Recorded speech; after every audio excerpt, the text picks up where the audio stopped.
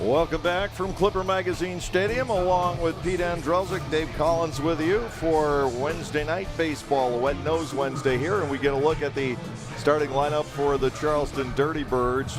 Alfredo Gonzalez has been the story of this series on the Charleston side. He has hit for the home run cycle in the first 3 games of the series. Then last night, 1 for 4 with a couple of pretty loud outs.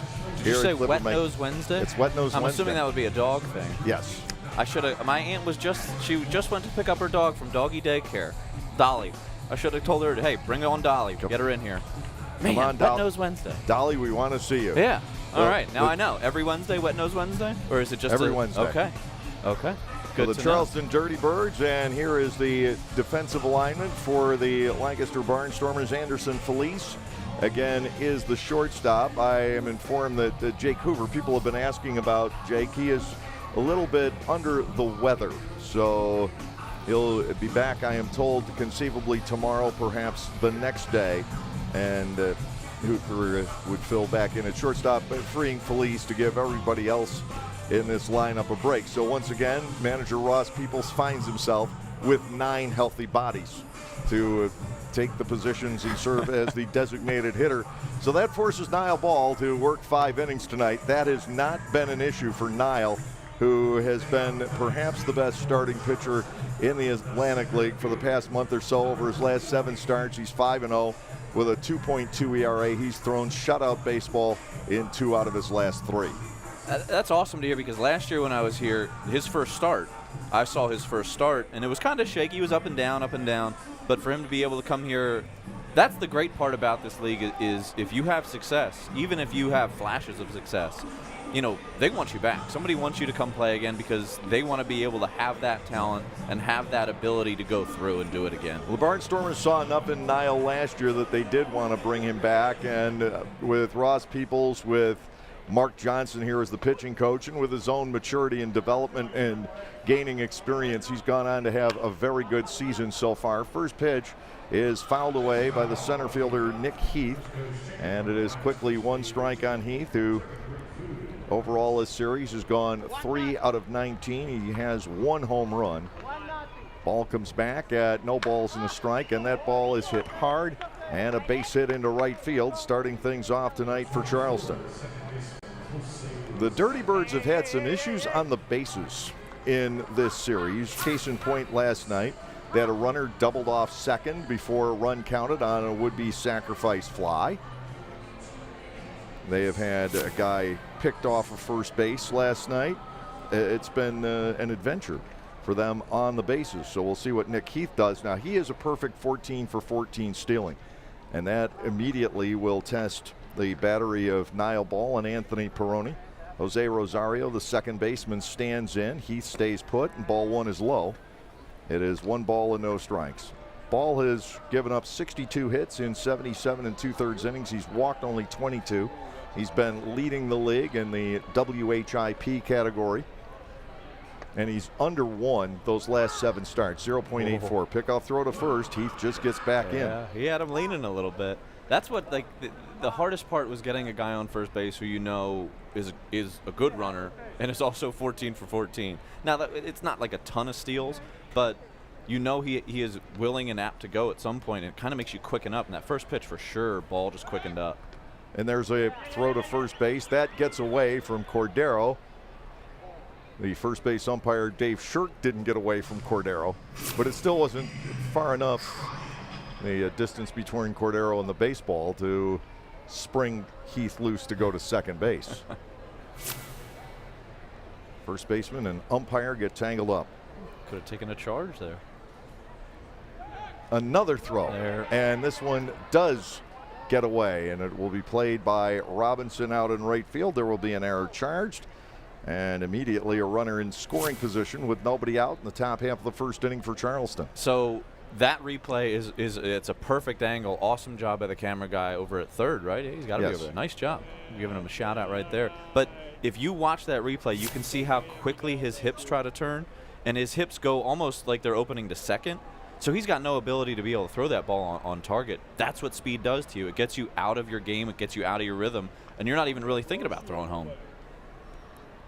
Rosario batting at 1-0. Charleston starting to break through early, and that ball is grounded foul up the third base side. Now Rosario now at 1-1. Alfredo Gonzalez, the third baseman, waits on deck. Ball facing Charleston for the first time, and then we'll spin the rotation back around to Augie Silk, who pitched against the Dirty Birds on Friday, was not involved in the decision.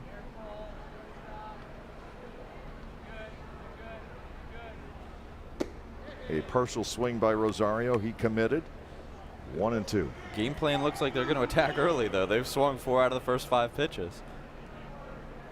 So advanced scouting, they're again, you said they're facing him for the first time. So this is where that advanced scouting stuff really comes into play. Just having guys who've seen him, understanding what's going on. Apparently you don't want to get to breaking balls with him. Down and away. It is 2 balls and 2 strikes. Well, Ball in his last 7 starts has worked 45 innings. And over that time, he has given up just 28 hits and 10 walks. Wow. So that's a 0.84 whip. Rosario flares it foul. It's kind of funny because you look out there. So we have 2 angles. We get the camera angle. We get the TV angle that everybody gets to see, and then we see the other angle from behind home plate.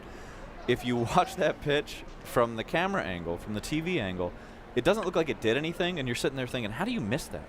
But it's 9 miles an hour slower than the fastball, and it looks exactly like the fastball.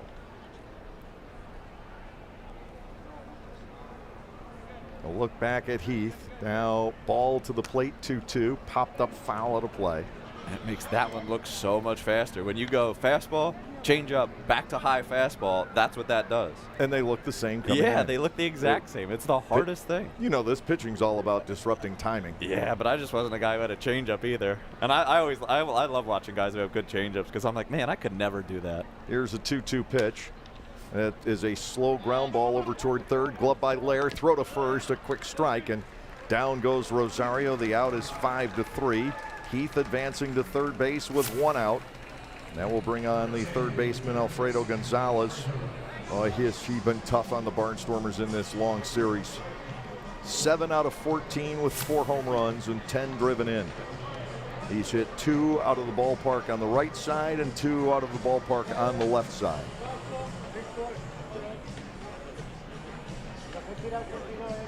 Barnstormers, I think, will concede a run here. They will. It's still obviously very early. Heath, the man at third, with 1 out. He'll give up a run, try and stay out of the big inning.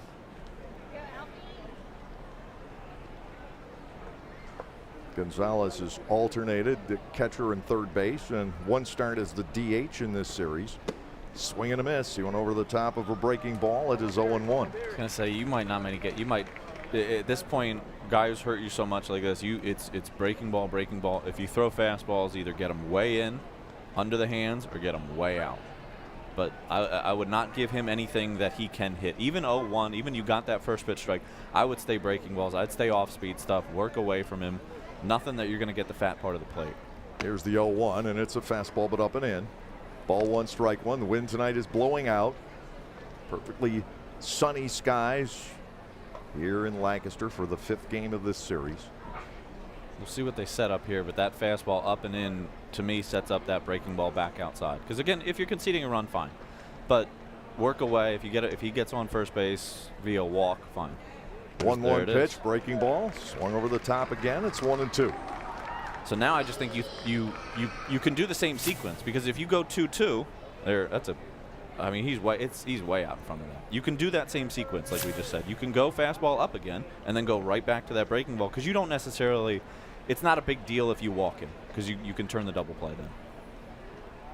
Gonzalez batting 1-2. Peroni flashing the signals. Heath up the line from third. Ball kicks, brings it home. Breaking ball again. This one is tapped foul. And it will continue at a ball and 2 strikes on Alfredo Gonzalez. He played in the major leagues very briefly, 3 games. That would be the definition of a cup of coffee. As a White Sox. That might just be a shot of espresso, right? Yeah, I was gonna say, that's a demi-tasse. There you go. I would throw that pitch again. I know he's seen it twice in a row, but I'd throw it again. Just move it out a little bit further. Don't even worry about trying to go. But it looks like they're going to go fastball, but you got to get this up. 1-2, and the pitch. Ooh. Swing and a miss. I don't know what that was. That wasn't his. That was a little more cutter. Of a slider. Yeah. Slider cutter, yeah. Ran away from him. 2 outs in the inning. I didn't even know he had that. There you go. Gonzalez strikes out. We certainly haven't seen much of that in this series. The one time previously he did strike out, he reached on a wild pitch. Even when you're on. 2 outs with the runner at third. Here is Angel Beltre, the designated hitter. I like that whole 273. sequence. That whole sequence was good. He did a really good job of sequencing that whole at bat.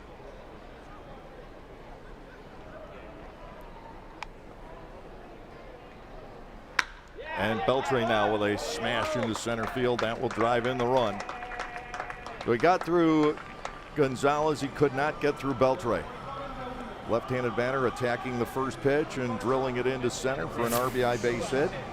And a 1-0 Charleston lead early on. It's 3 out of the first 4 now. First pitch swinging.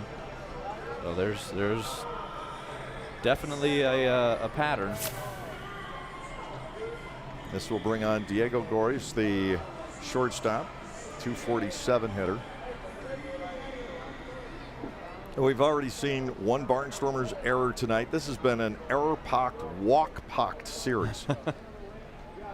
It has not been the prettiest baseball we have seen this year. Ball delivers a strike. That looked like a two-seamer that tailed back. He's got a good assortment. Yeah, I've seen a 4-seam. I've seen a nice 2-seam. That little cutter that he just popped out of nowhere. That slider and the changeup. All for strikes. Bouncer back toward the hill. Ball will underhand to Cordero. That will end the inning. The lefty batters get to Nile here in the first inning. A couple of singles around a throwing error. 1 run on 2 hits with the 1 error.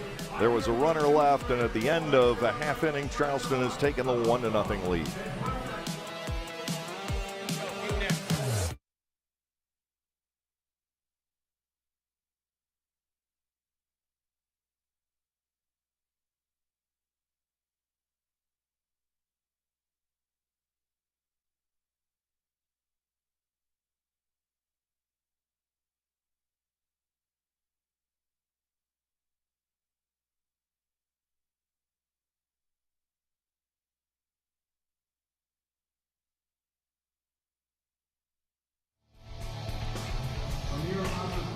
You get a look at the starting lineup for the Lancaster Barnstormers, and when you talk about the way this lineup is structured right now, you have to talk about the top 4. They are all swinging the bat very well and producing on an almost nightly basis.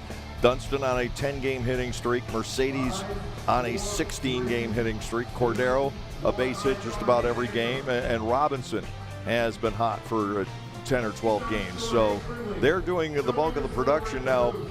Pete, this will make you shiver as a former pitcher, but the other night, Trace Lair and Devon Torrance batting 8 and 9 in the lineup. Between them, walked 9 times in 6 innings. No, what? Wait, go back. Hold on. Those 2 guys batting 8th and 9th in the order, walked 9 times in 6 innings. In 6 innings. I don't want 9 walks in a game through the whole lineup. You got 2 guys. Oh my. Yeah, you're right. 8th and 9th in the order. Oh man. You get a look at the defensive alignment for Billy Horn and the Charleston Dirty Birds. Scott Kelly, the utility man, the player coach out in right field. Tyler Blum was the guy we could not identify late in the game last night. He took over at first base and was the guy who got pulled off on the bad throw by Joe Testa and could not get back. He was not wearing his own uniform. We knew it was not Denson Hall, but I was trying to figure out who it was. It was, in fact, Tyler Blum, and it dawned on me at the end of the game when I looked again at their roster. Of course that's who that was. Why didn't I think of that before? Oh, he's not wearing his jersey. What, did they have a different top on last night? Yes. An alternate that he had to go? Yeah, they were wearing their yellow. He forgot to pack his yellow, I'm told. That's always the worst part of packing the bag is you're like, I know I'm forgetting something. Sean Dunston Jr. leading off on a 10-game hitting streak, and he will see a strike from Stephen Chambly, the right-hander on the hill tonight for the Charleston Dirty Birds. Chambly Hails from Tampa, Florida, 6 feet, 195 pounds. He is 26 years of age. A ball to Sean. Account levels at 1-1. Forgot the jersey. That's always. Normally it was a belt for me. And I think I always try to pick a backup belt just in case. 1-1 offering, grounded foul toward the Lancaster dugout. Dunston bats at 1-2. Melvin Mercedes and Andretti Cordero scheduled to follow. It is a warm night, a very clear night, and I would expect the ball to travel, but we'll see. 1-2, and a Dunston fastball high and away. Ball 2 and 2 strikes. Sean was 1 for 4, scored a run last night. I know we talk about this a lot with him, but I just love the way that he approaches the first at-bat of the game and every at-bat after. Here's a 2-2. That is a soft looper. The shortstop going up for it, Diego Goris with the catch. 1 out here in the bottom of the first inning, and Melvin Mercedes will step in. Nicely handled by Goris, the shortstop. Dunston didn't get quite enough of it. He's gone through a lot of bats on this homestand. I was going to say that sounded like a broken bat. Because the swing was great. It just, if your bat breaks, you're probably not going to get it over many people. Here is Mercedes. He is 4 shy of the franchise record now. This series, he's had 1 hit each game. Called strike on the outside corner from Chambly, who comes in at 1-3 with a 5.87 ERA. This is his 10th start, along with 5 Dirty Birds relief appearances. The 0-1 is a fastball up. A ball and a strike to Mercedes with Andretti Cordero waiting on deck. Lancaster trailing by a run here in the first inning. I say this a lot too, but I wish he would just drop one down that third base line. 2 balls and a strike to Melvin.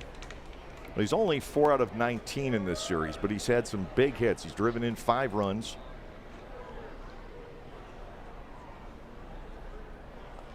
Here's the 2-1 from Chambly. That's fouled off. 2 balls, 2 strikes. Lancaster trying to get on track, but as usual, Dunston and Mercedes going through a lot of pitches from an opposing starter in those first 2 spots in the order. That's something too where we talked about that advanced scouting as a pitcher. 2-2, swing and a miss. Nice little change. Mercedes has gone on strikes. That will bring on Cordero. Chambly doesn't walk many, and for Billy Horn, that's got to be a relief, and he has to hope that trend continues because Charleston has walked an incredible number of Barnstormers hitters in this series, though only 3 last night, but 30 in the 4 games. 30. That's 7.5 a game. 11 back-to-back games. Oh my God. Here's Cordero, and Andretti turns out of the way of an inside fastball, ran in on him, ball 1, no strikes. Cordero hitting .319 now, 68 runs batted in, and 11 in back-to-back games. Off the outside corner, Cordero is batting at 2-0.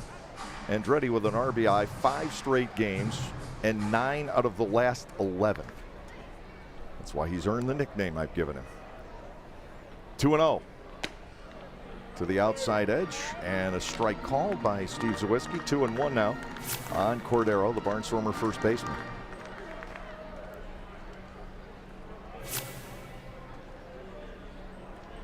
Right-hander getting the signals. Here is the motion, and a Cordero swing and a high fly ball out toward right center field. This will be managed by Heath. That's a 1-2-3 inning for Chambly in the bottom half of the first inning, and Charleston maintains a 1-0 lead.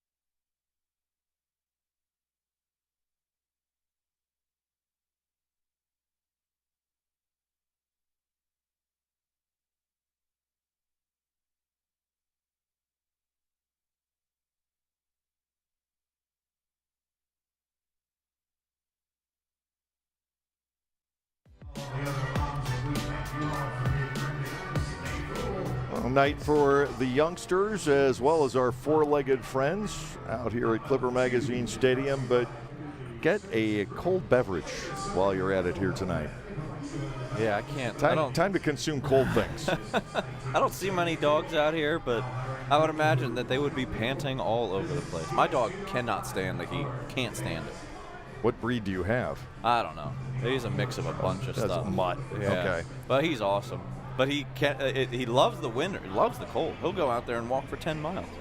He goes outside. If it's raining, he'll walk out the door and walk right back in. I don't even get a chance to go out. Or if it's hot, he just looks at me like, oh, come on. Are you serious? Tyler Blum leads off here in the second. Catcher and first baseman playing the ladder here tonight. Ball's pitch is lined out the left, and we have another leadoff single. They're going after the first pitch.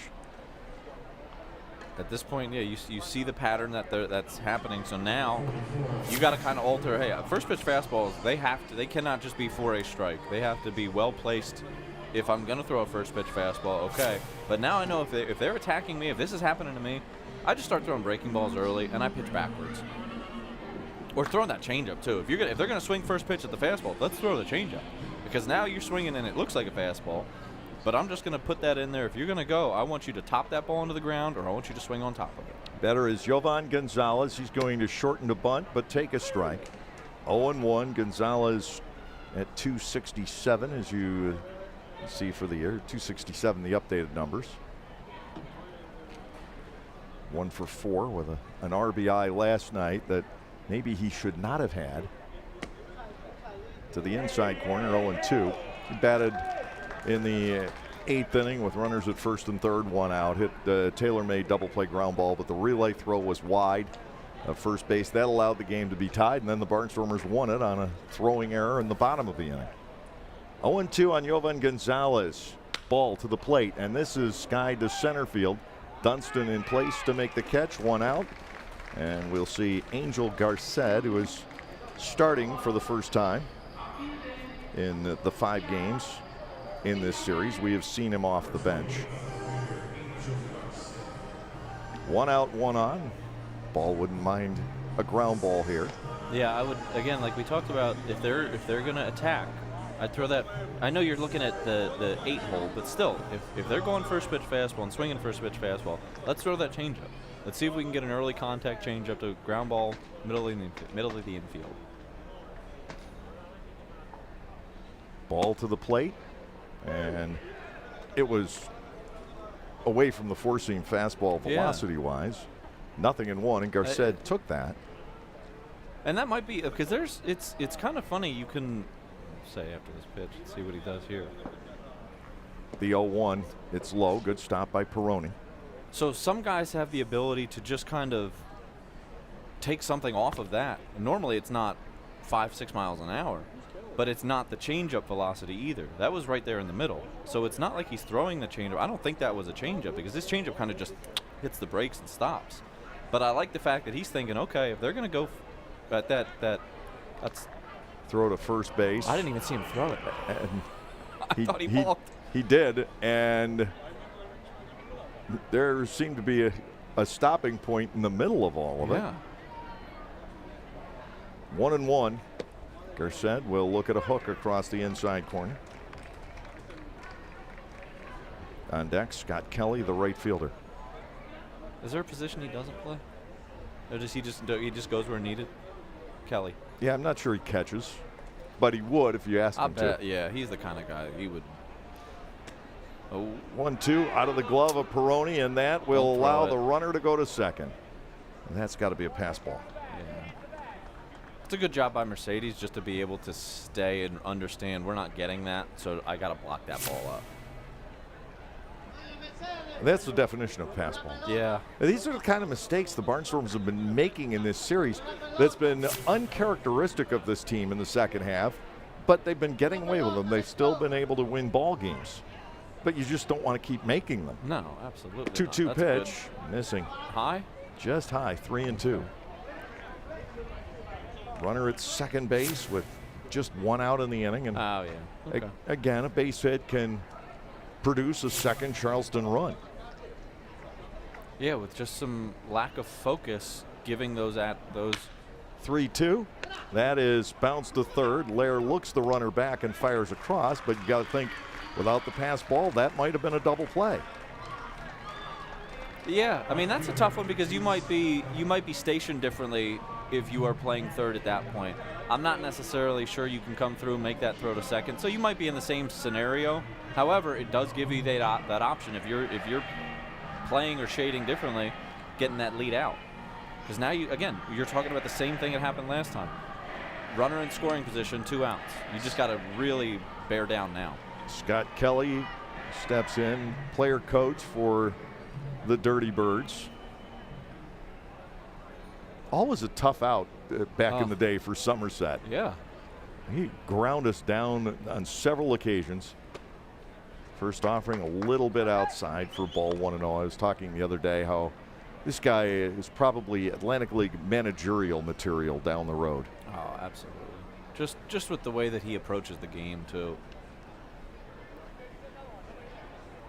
1 ball, no strikes. Ball fires low and away. 2-0. Top of the order, Nick Heath waiting on deck. He's from New Jersey, isn't he? He is. Went to the College of New Jersey. He was basically local to Somerset and signed out of a tryout camp. That's what I'm trying to think. Like, and I'm sure he would go anywhere to coach. I'm sure he would go anywhere to play. But you got to try to think like where. Ooh. Ball hits him. That is not uncommon for Niall Ball, who's walked only 22, but Niall has hit a batter now for the 12th time this year, and in the 11th out of his 14 starts, he's hit a batter. Wow.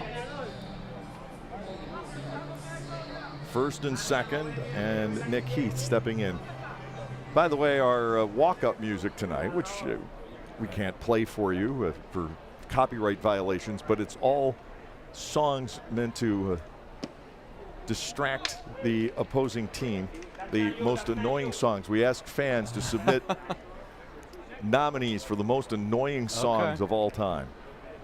No balls and 1 strike. Did you have any nominations? I didn't submit them, but I have. What would you? What would you go? I have 2: Hey Soul Sister and Soldier Boy. They're at the top of my list. Is that like the rap song? Is that what? Yeah. Oh, okay. I know. All right. Yeah. That was big when my older son was in high school, and it was just played all the time. Like it just pounded into my brain. 2-1. I'm trying to think of what I would. Ground ball toward the middle. Stay down. There is Felice. He'll underhand to Mercedes, and they just get the out at second base, forcing Kelly 6-4. Almost a mistake on the part of the Barnstormers again, but Lancaster's out of the inning. Will go to the second.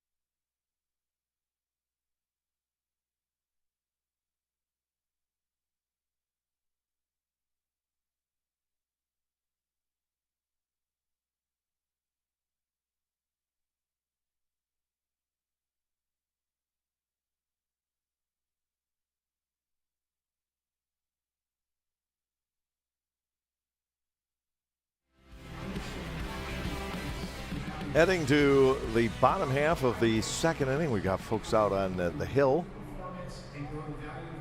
and folks in the seats. It's hot. It is hot. It is a very, very warm night. Warm week, hottest week of the year on average, and we are definitely experiencing it here on the East Coast. And we've had some spotty hot weather this year here in the East, but it's never really settled in until this week. Yeah, at least we're not playing, what, in the south of England where it's 104? That's crazy. Yeah. Now here's Robinson.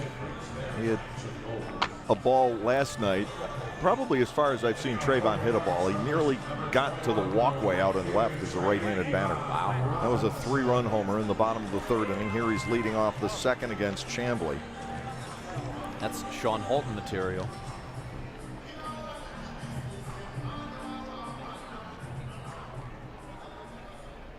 Barnstormers down by 1.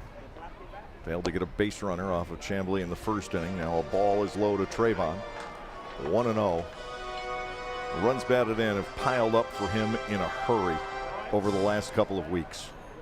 Yeah, and he was doing it from down near the 7 spot too, wasn't he? Swing and a miss, 1-1. But ever since Dugan went down, he's really kind of taken this team on his shoulders and done his best to be a Dugan type hitter. That's what you need. Yeah, he's knocked in 19 runs in the last 10 games. Oh, wow.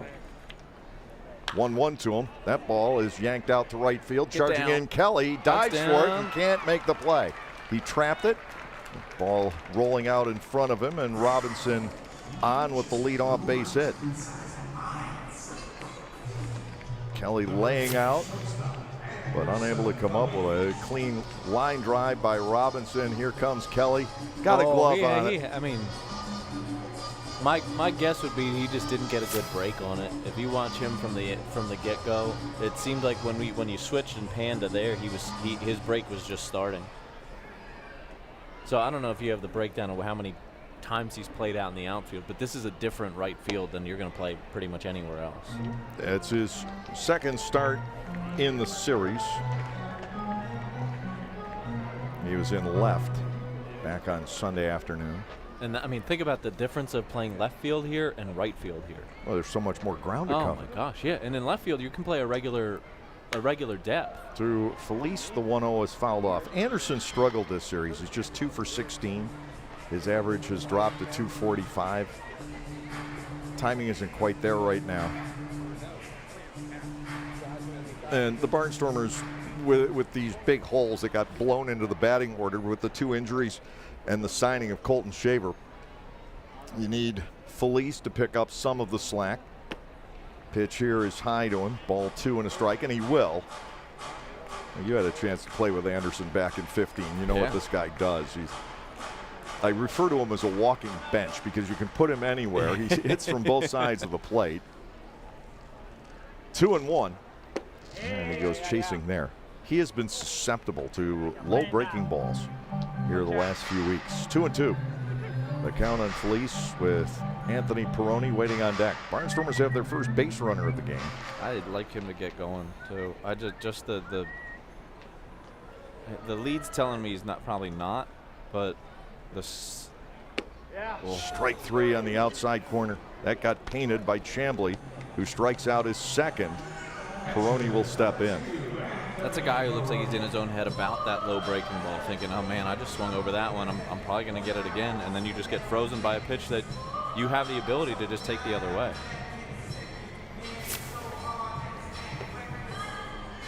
Like he just wasn't, just not sure. And it's not like he knows it's a strike. It's just he's not committed to that pitch. 1 out now, and Robinson not out to much of a lead at all. No. Peroni fouls first pitch away. I just think he could get another step and a half because I haven't seen a good move. And I'm going to pop this on the. We haven't seen a move. No. Well, yeah. So I think he's got to be 1.5, 1.6.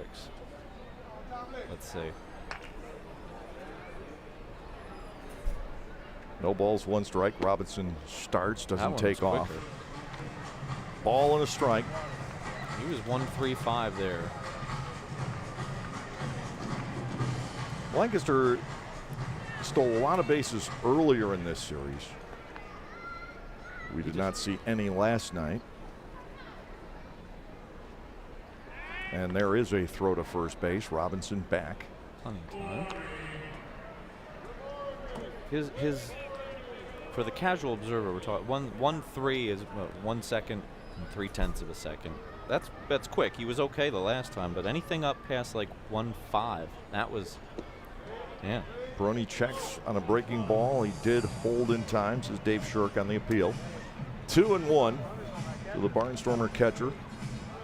He is in the lineup every day by necessity, but he is the guy as far as the starting catcher is concerned. Tyler Hill has replaced him just once since the departure of Colton Shaver, who went to Buffalo and hasn't caught. 2-1. Peroni with a ball lined out to left field and in for a base hit. Robinson with the turn. He couldn't see that coming in. Looked like Alfredo Gonzalez at least stuck a glove up. On the way out, they didn't get it. On the way in, they didn't get it. On the way in, I can understand. I don't know if he saw it off the bat, though. It looked like it went right through him. Yeah. He looked surprised by it. And then on the way in, the throw back in, it was right in the sun. The shortstop kind of put the glove up and bailed. Barnstormers scored a key run earlier this year with the ball coming out of the sun to home plate. Trace Lair will look at a strike. It's 0-1. They finally found the zone against Trace, who at one point in this series reached base 10 plate appearances in a row, 9 of them on walks. I cannot believe that. That is wild. 2 on with 1 out. Here's the 1-strike pitch. Lair swings and hits a towering fly ball to medium deep right center. Heath with the catch. Robinson tagging. Robinson will go to third. Barnstormers have runners at the corners and need to rely on Tyler Hill, the designated hitter. He had 3 hits his first game and hasn't had one since. That might seem inconsequential, like, okay, well, you're already in scoring position, what's the point? But the ball's out to right center. Center fielder's going over to catch it, moving that way. If he throws over the shortstop's head to try to throw to third, now you can get the guy from first to second. Now it also opens up the ability to, if you really want to, you can steal second. So, it forces you, the defense, to have to make a choice of what they're going to do. To Tyler Hill, fouled into the net for a strike. It is 0-1. Hill joined the Barnstormers last week. You don't necessarily think you're going to have your catcher running, but you know, it gives you options to do things like that. And like we talked about, those what is it, 9 more ways to score from third, something like that. Here's the 0-1, chopper left side. That is like fumbled that. by Gonzalez, who won't have a play. There and you there go. you go. An error will be charged on the play, and it's 1-1. So now that's huge because you got a guy, now it's bases loaded, 2 outs, instead of having that guy come over. So you go and you take advantage of the fact that's aggressive base running, understanding what's going on in the outfield, understanding your speed, arm strength, all that kind of stuff. Robinson is home. Gonzalez has not put the best foot forward in the field here in the second inning. He whiffed on the liner by Peroni, which was a base hit. It was hit awfully hard. And here an easy ground ball by Tyler Hill is fumbled, allowing the Barnstormers to score 1. We'll see if Devon Torrance can add to that throw behind Peroni. You weren't kidding about it's not pretty. It's not pretty on both sides, and it's This whole series has been like this. it kind of just At like least tonight, feeds off so far, itself. we've avoided the walks. Torrance has drawn a lot of them in this series also. Ball is low, 1-0 to Devon. Kind of just becomes contagious at some point too. Like he's walked 9 times in this series himself. It's wild. I cannot believe it. Oh, 1-0. Chamblee deals inside and low, 2-0. All right, you said we were avoiding the walks, and now you got the next 2 pitches were balls here, Dave. Supreme prognosticator here. How long does a game go if you're walking 11 people? I mean, that's not a short game, unless that's all you did. Saturday's game was cut off by rain, Okay. more specifically wet grounds. 2-0. Torrance swings and drives this into right center field. That's down for a base hit, but they'll have to hold Peroni at third. Bases loaded for Sean Dunston. That's one of those ones, like, for me, I'm trying to watch what people do and where people are going. The pitcher did not go back and back up home plate at all, and that's one of those ones you just kind of hope gets away so that you see the fact that, hey, look, it's always important to back up. And he put his hand on his chest like, man, I should have been there. Heath came up with it cleanly out in center. Well, Dunston stands in with the bases full. He had a pop up to the shortstop his first trip. Dunston 2 out of 6 with the bases loaded. He takes a strike, and it's 0-1. It's one of those critical moments in a ball game. The Barnstormers can keep this inning going and not only grab the lead, but score a significant number of runs, or Chamblee gets out of it with just the one tally. Yeah. And right now he has Dunston at 0-2. If you're gonna get anybody 0-2, this is the guy I'd be like, all right, yeah, like I'm not a big deal. Like he'll battle, and if he ends up striking out, you got to think it's on a quality pitch.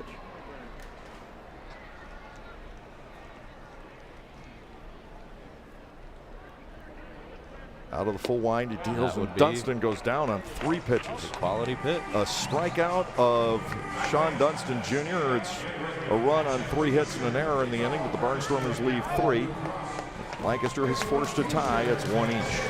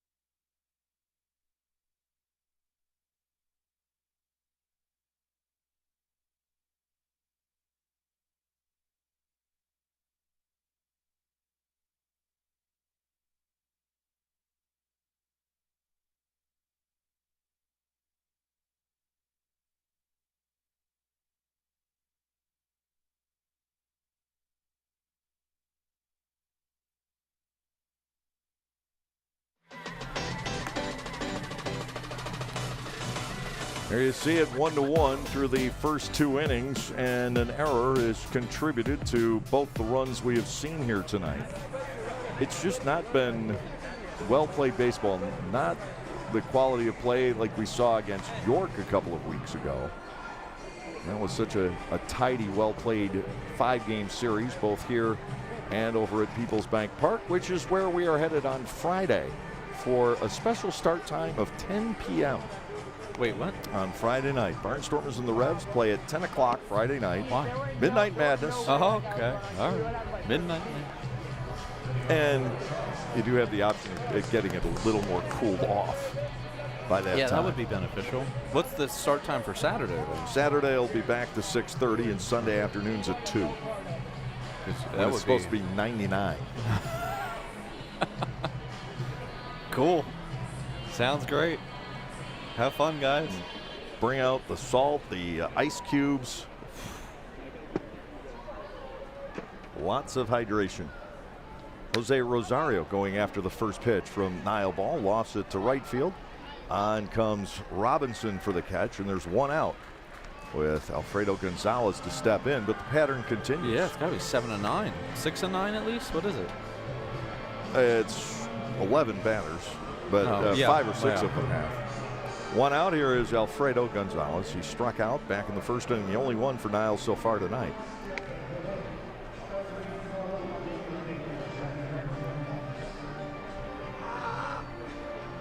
Boy, I saw somebody down here. They came by with a platter of chicken fingers, and I'm not kidding. It was a platter. There had to be 8 chicken fingers on that thing. I always love minor league stadium food. I just think it's like they always do a good job. Like there's very few places that you can go and be like, nah, I didn't like it. I didn't like my meal. Fastball for a strike. It's 0-1. Well, I have to eat chicken fingers or chicken tenders so much on the road that it gets to the point of the season I can't even face one. 0-1, the count on Gonzalez. Fastball in there, a second strike. It's 0-2. And ball has that breaking pitch set up again. I almost think Gonzalez has been waiting for it. Yeah, and that's the when you have quality, when you have 4 quality pitches, you don't know what to necessarily expect. No balls, 2 strikes. There's the breaking ball. He swings and misses again. 2 outs here in the 3rd inning. And both of Niles' strikeouts tonight have come against the guy who has really hurt the Barnstormers for the past few days. 2 men down. Here's Angel Beltre stepping in. He singled up the middle his first time up. So on the annoying song repertoire tonight, we have Tiptoe Through the Tulips from Tiny Tim. Tiny Tim, yeah. That's funny. Back from Rowan and Martin's Laugh-In back in the 60s. 2 outs, nobody on base. Ball fires high and outside, 1-0.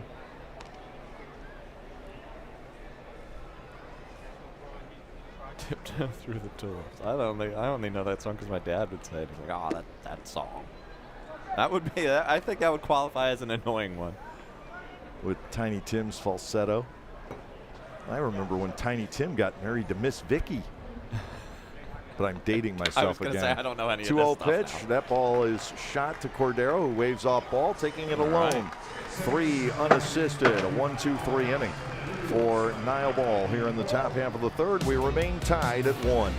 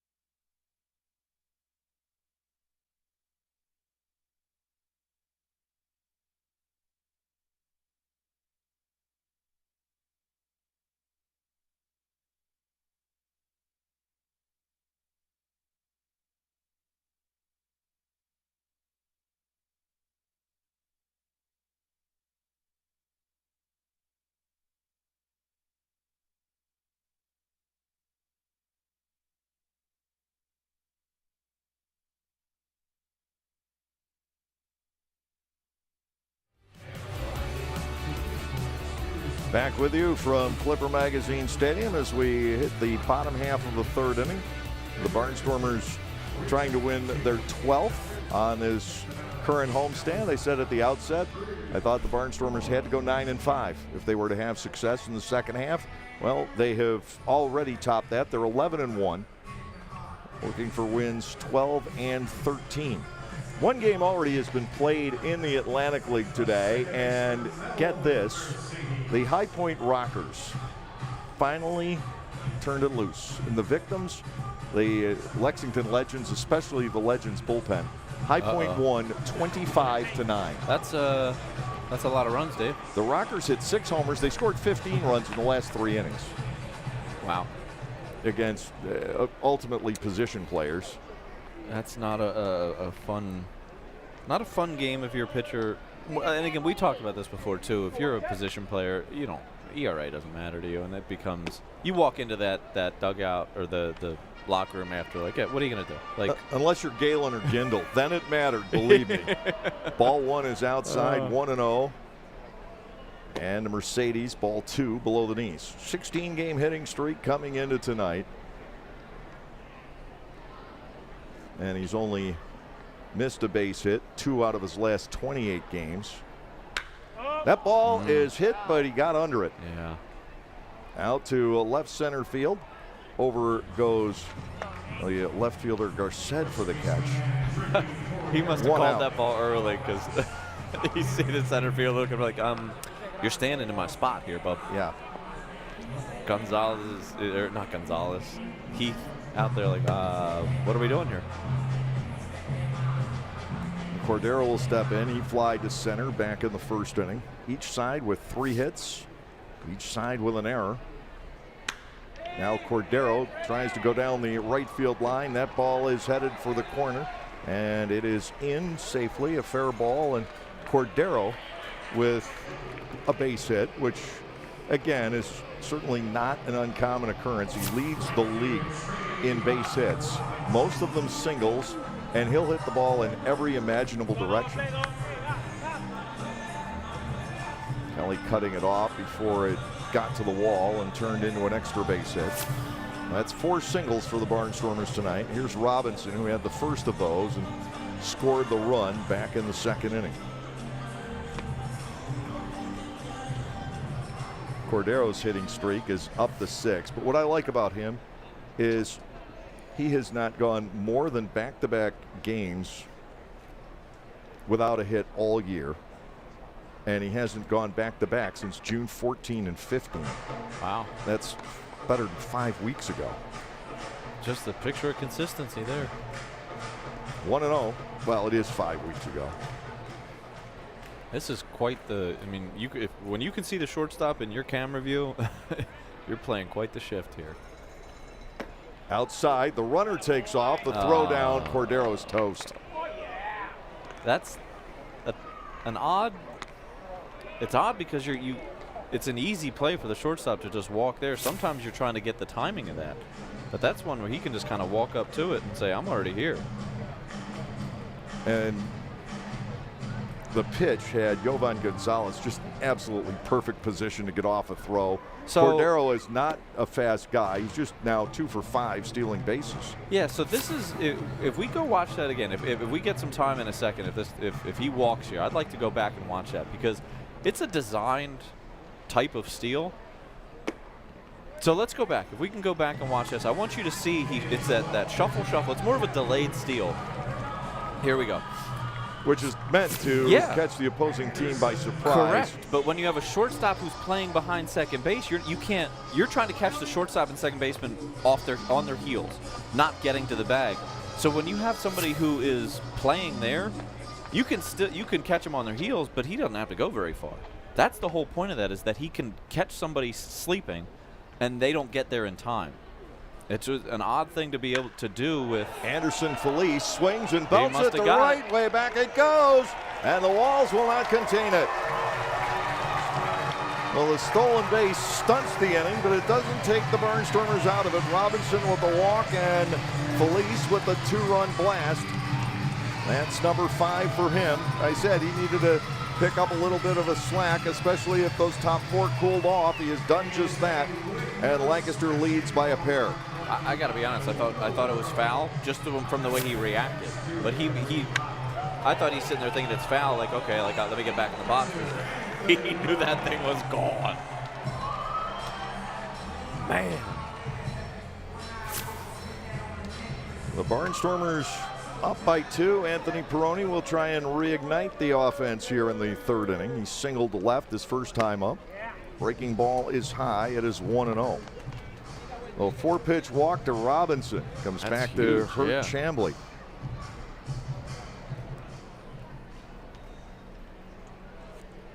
The 1-0. Peroni pops this up down the right side. Kelly will be there. Underneath for the catch. He's having trouble with his footing. It ends the inning. It did look a little unsteady at the last second. The Barnstormers pick up 2 runs on the Felice homer. Nobody left on base, and Lancaster now leads 3-1.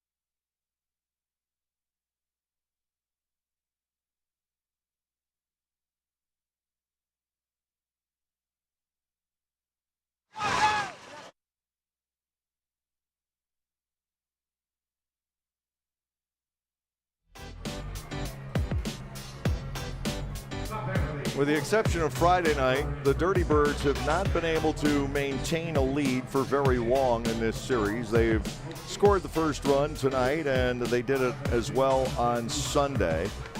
But Lancaster came back on Sunday with a 4-run third inning, eventually taking a 6-1 lead.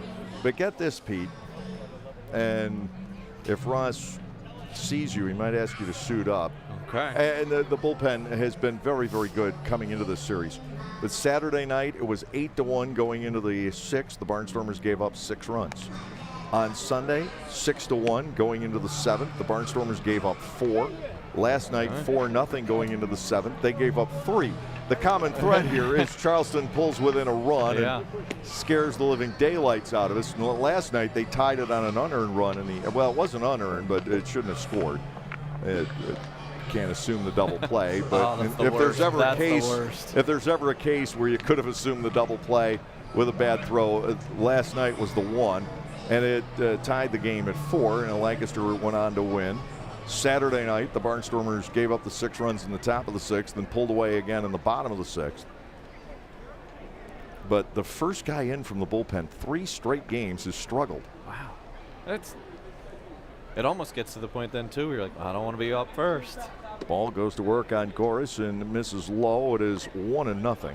Just seems like one of those kinds of series. Like, just not well played. Things are happening. Guys who are just not necessarily where they need to be mentally. Not very well bolted down. There's another bobble of a pitch. It's 1-1. And, I mean, you really, if you step back and think about it, you're talking about you're playing with 9 guys, and you've been doing that. I feel like that's just the common thread. Every time I'm here, you're talking about 9 or 10 guys. So there's not a lot of flexibility and maneuverability. So sometimes that leads to being tight, too, and tired. 1 ball, 2 strikes to Diego Goris. Tyler Blum and Jovan Gonzalez will follow. Jake Hoover is supposed to be available tomorrow or at the latest Friday. He's on the mend. Not an injury. 2 balls and 2 strikes. If I can reassure folks of that. 2-2.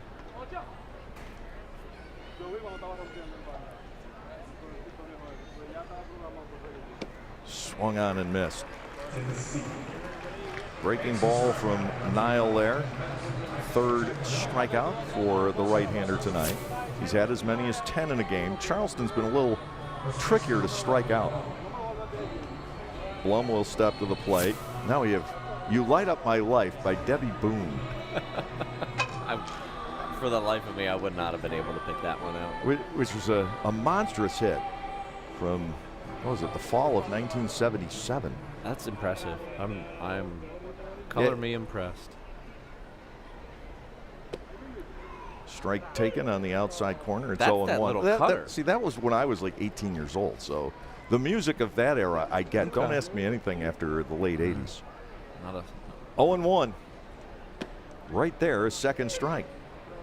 5/9 of the way to an immaculate inning. Well, not quite. He actually did have throw a couple of balls on Goris. 0-2. He got him. Swing and a miss. Make it 4 strikeouts for Ball. He's retired 6 straight. Second time through the order. Jovan Gonzalez will step in. And again, I like what he did there, because that first pitch was like an 87-mile-an-hour little cutter, and then he threw something that looked exactly like it, but is now 82. And then it, for the last 10 feet, for the first 50, it looks exactly like it. Last 10, it goes out, and it's that slider that he struck him out on. First pitch right there, strike 1 on Gonzalez. Well, Ball's story is great because a little over a year ago he was working in a real estate development office. Got a call from the Barnstormers. He wasn't looking around, decided to pursue his dreams again, signed, and he just keeps getting better. Grounded to third. Down goes Jovan Gonzalez. A 1-2-3 inning for Niall here in the 4th inning. And at the end of 3.5, Lancaster still leads by 2.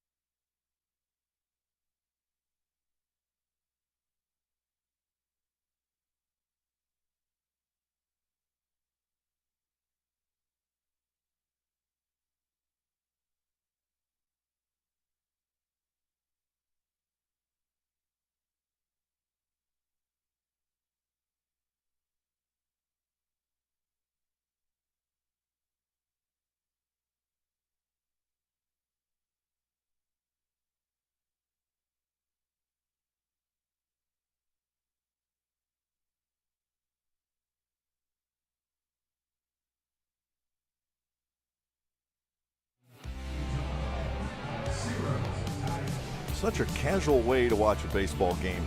I actually did that once, not here, obviously, but I have watched a game on a hillside in Albany, New York, at the old stadium, like Albany Colony Yankees.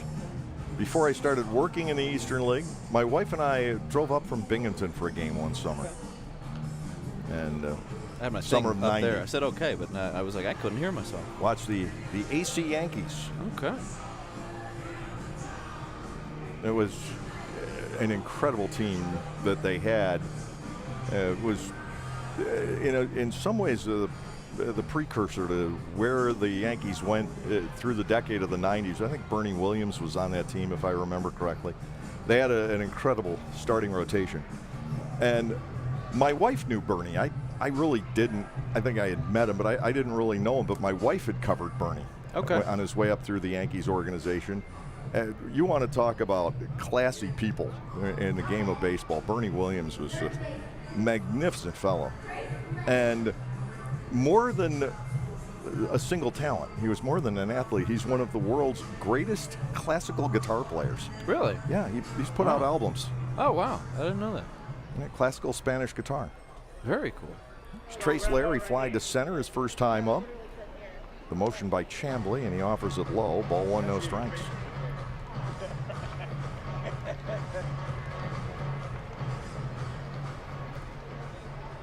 Classical Spanish guitar. I'm going to have to look that up.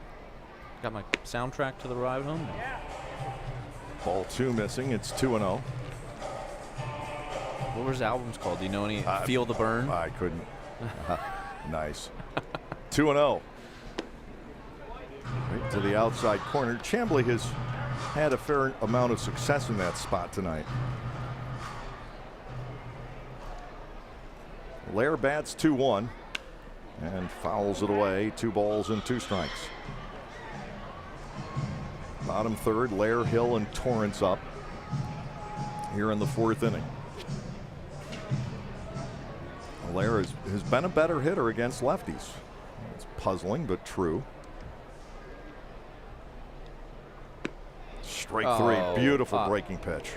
I mean, it's if you hit the top of that zone, yeah, but that's one he gave up on early just because to me, I think it's by letter of the law, you're at the letter, so yeah, you're there. Normally, you see umpires that do not give that to you, especially on a breaking ball. Tyler Hill stands in, reached on an error, led to a run back in the 2nd inning. No RBI for him. First pitch fastball for a strike on the outside corner, 0-1. The Ball and Chambly have certainly taken control of this game through the 4th inning.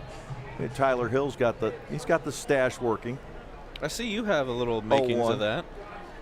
It's actually visible now? I see it. Yeah, it's been going for about a week. As I said last night, it's like trying to find the flower on the white linen bed sheet. By that I mean Flour. Line to left field. That is down and a base hit. So for the first time since Saturday, Tyler Hill reaches on a single, 1-out base runner. Devon Torrance will step in. Torrance a clean single back in the 2nd inning.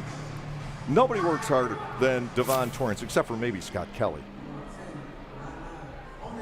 Base hit for Hill. He was getting his reps in the cage today, too. And these guys, they want it so badly. Torrance spends so much time in the cage and working, and now that he's in the lineup every day, we're certainly seeing him reach base a lot more often, and the hits are starting to come. But he still has not had a game all year with more than 1 hit. Really? He's had a single hit now 17 times. It's hard to do, spread them out like that. Yeah, really. 1-0 the count to Torrance, and he will take ball 2 wide of the plate. I mean, it's hard to hit in general, but you got to think when you're feeling it. There's got to be a couple ones that he's got that hit and then just lines out, and you're like, oh, last night. Come on. Last night. Give me that one. Last night, absolutely that was the case. 2-0. He'll take a strike at the knees, says Steve Zawiski. We go to 2-1. on Torrance. He batted 3 times last night. He walked to Devon, he singled to left, and then he lined to center the last time up. Yeah.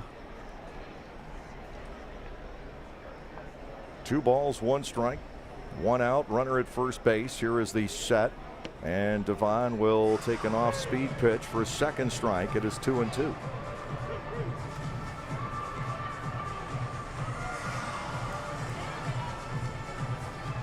Lower half of the 4th.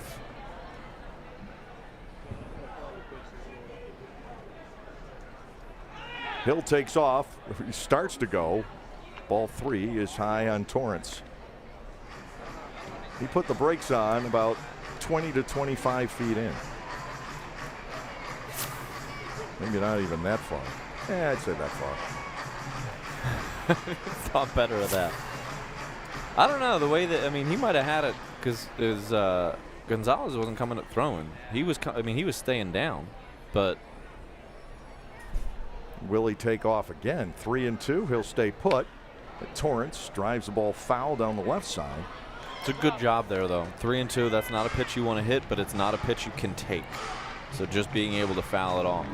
I wouldn't be surprised now if he really was supposed to run the other time and just kind of didn't feel good and shut it down and went back. I wouldn't be surprised about going now. 3 balls, 2 strikes. Dunston waiting on deck. Chambly working out of the stretch. Here's the payoff. It's ball 4. Lancaster has 2 runners on for Dunston. Second walk issued by Stephen Chambly here tonight.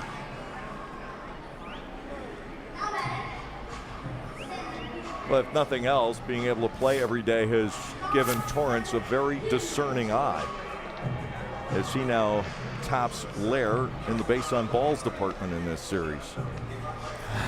That's hard to do, too. How many walks does he have on the season, Torrance? I mean, it's, what, 10 more than it was? Well, here is Dunston. First pitch, breaking ball for a strike. Dunston has seen the best of what Chambly has to offer in this game, and he is 0 for 2 so far. And I know. Yeah, 24 is the answer to your question. And how many has he had this series? 10. Oh my gosh! Wow. I would have thought, like, you know, I know you got 10 this series, but you'd think it'd be more than 24 then. To Dunston, that ball is tag, hit well tag, toward even if it's over right his head, center tag. field. Back on it goes Heath. He will make the catch. Both runners are going to tag. Here's the throw into second, not in time. And now they throw behind Hill at third. He's able to get back in. Dunston crushed the ball, but to the fat part of the ballpark. And he is now 0 for 3 tonight. Heath retreating to make the catch on the track, and the Barnstormers are able to move both runners ahead. Dunston hitting up all, well, not quite to the track, but we'll say 380 feet or so. He'll nearly a base running gaff around third. 2 outs with 2 in scoring position. Mercedes stands in.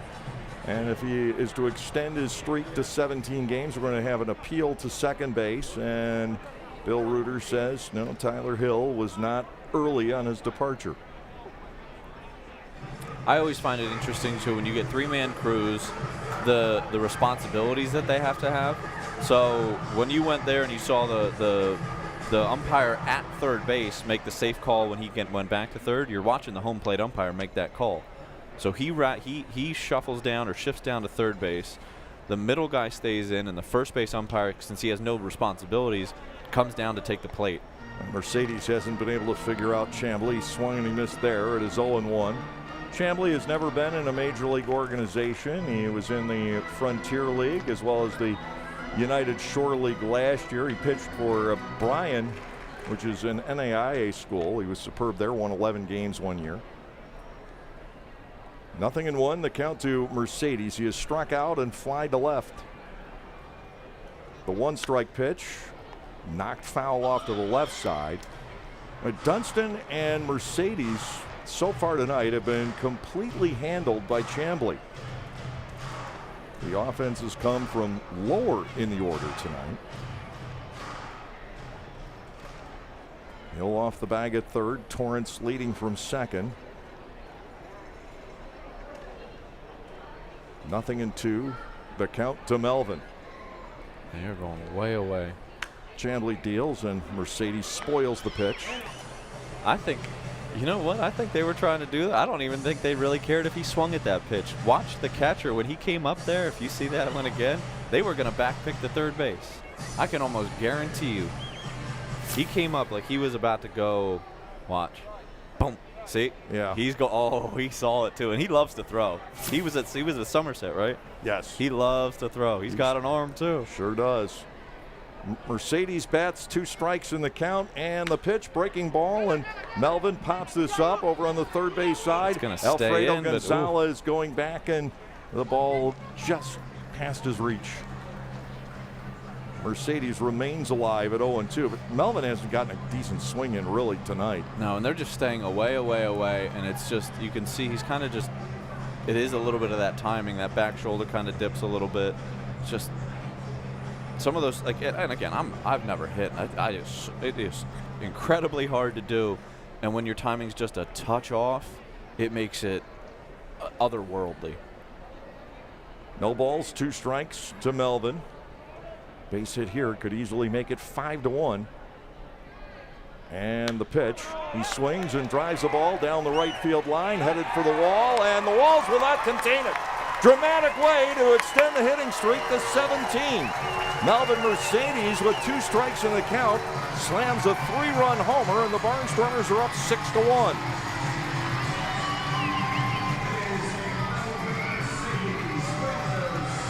Six home runs this year, 43 driven in for the Barnstormers second baseman. Line drive up onto the deck. So the entire at-bat, they've gone away. I don't know if we see the setup of that from behind the center field cam at some point. I think he was still trying to go away, because I wouldn't understand if he's trying to go in at that point, especially 2 strikes, and him just getting those swings that he wasn't on. He wasn't on time with them. And then to go back in just gets him back on time, and it gets his hands out. So from what I saw earlier, it looked like Gonzalez was reaching back over the plate. It's just got to be a missed spot. I would hope it's a missed spot. Let's take a look. Take another look. Yeah. Where was he set up? He's yeah, working. He was setting up away. Yeah. So it's just a missed spot. Credit to Mercedes for being able to get, because you want to foul off enough pitches to get to a mistake. In any at-bat, there's probably going to be one mistake. And you could see Gonzalez's weight was shifting out because he wanted to go out or third. And a Cordero, laced foul to the right, into the seats. It's 2-2. I guess that's a good way to get your hitting streak going too. You got a three-run jack there?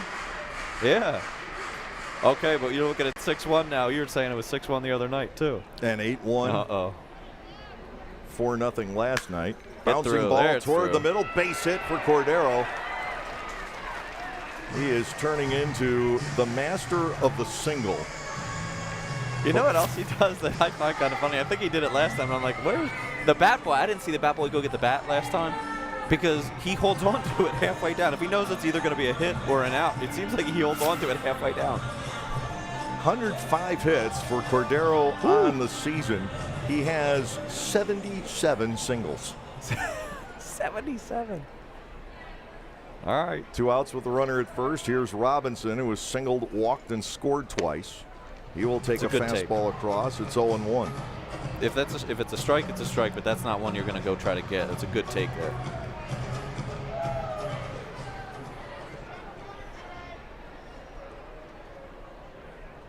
The set.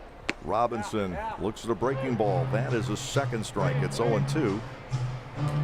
Barnstormers have added 3 hits this inning. It's a total of 8 for the ball game. This team has been so productive offensively, and tonight they're doing it with Dunston not getting anything done out of the leadoff spot. And that will happen from time to time. Lined right to short. So it got another good swing for Robinson, but this one found Goris's glove. It'll end the inning, but the Barnstormers tack on 3 more. And at the end of 4, they lead it 6-1.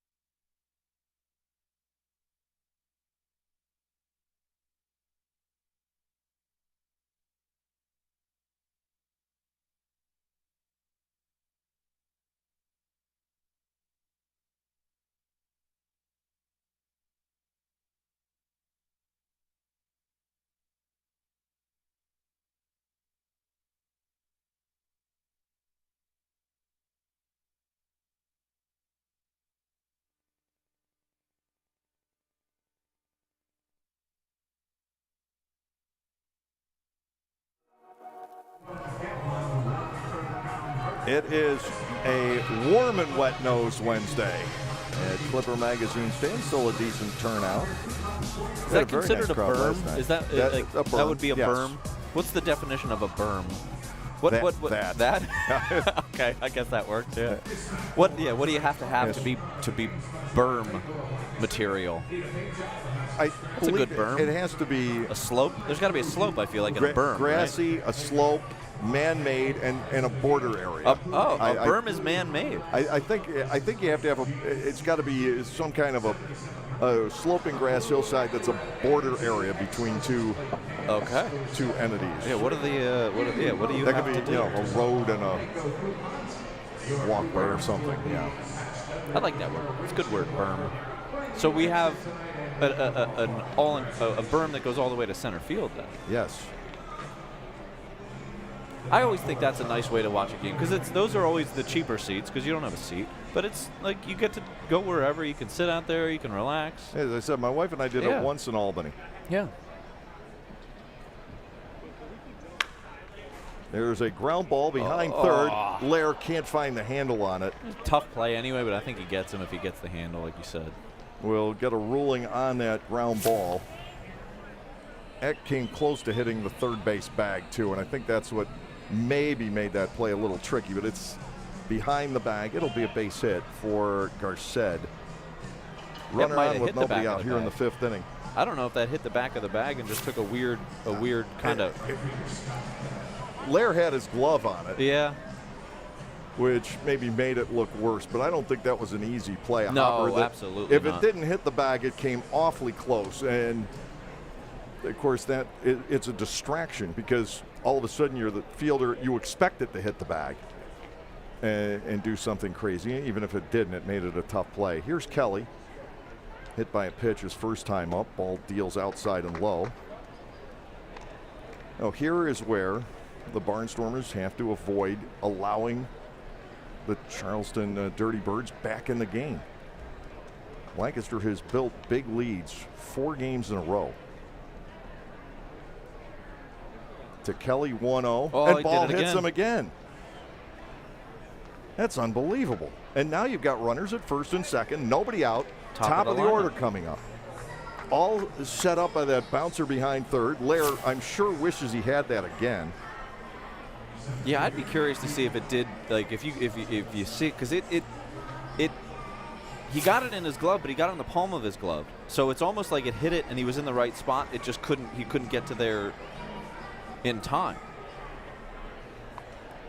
Heath, as the battery, is 1 for 2 with a run scored. So ball has to stay away from the big inning here. Heath will shorten to bunt and then take a strike. It's 0-1. Well, he hit Scott Kelly again.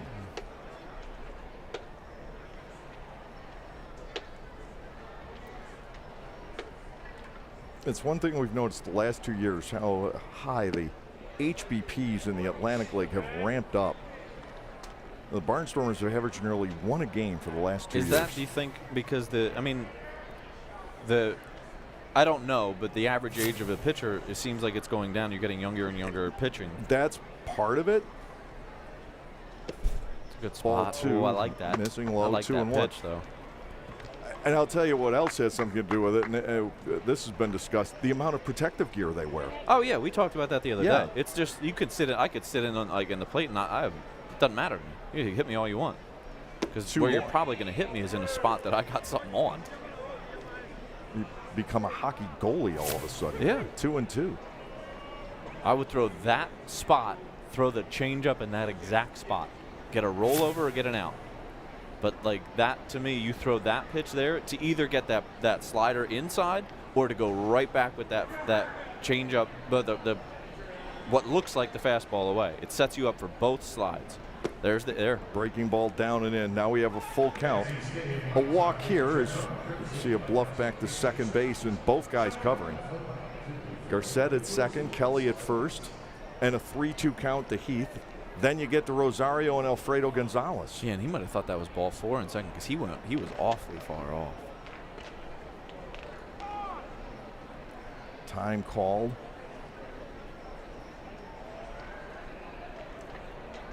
This is a critical pitch. here in this 5th inning. How much confidence do you have in your changeup? You need it out. Yeah.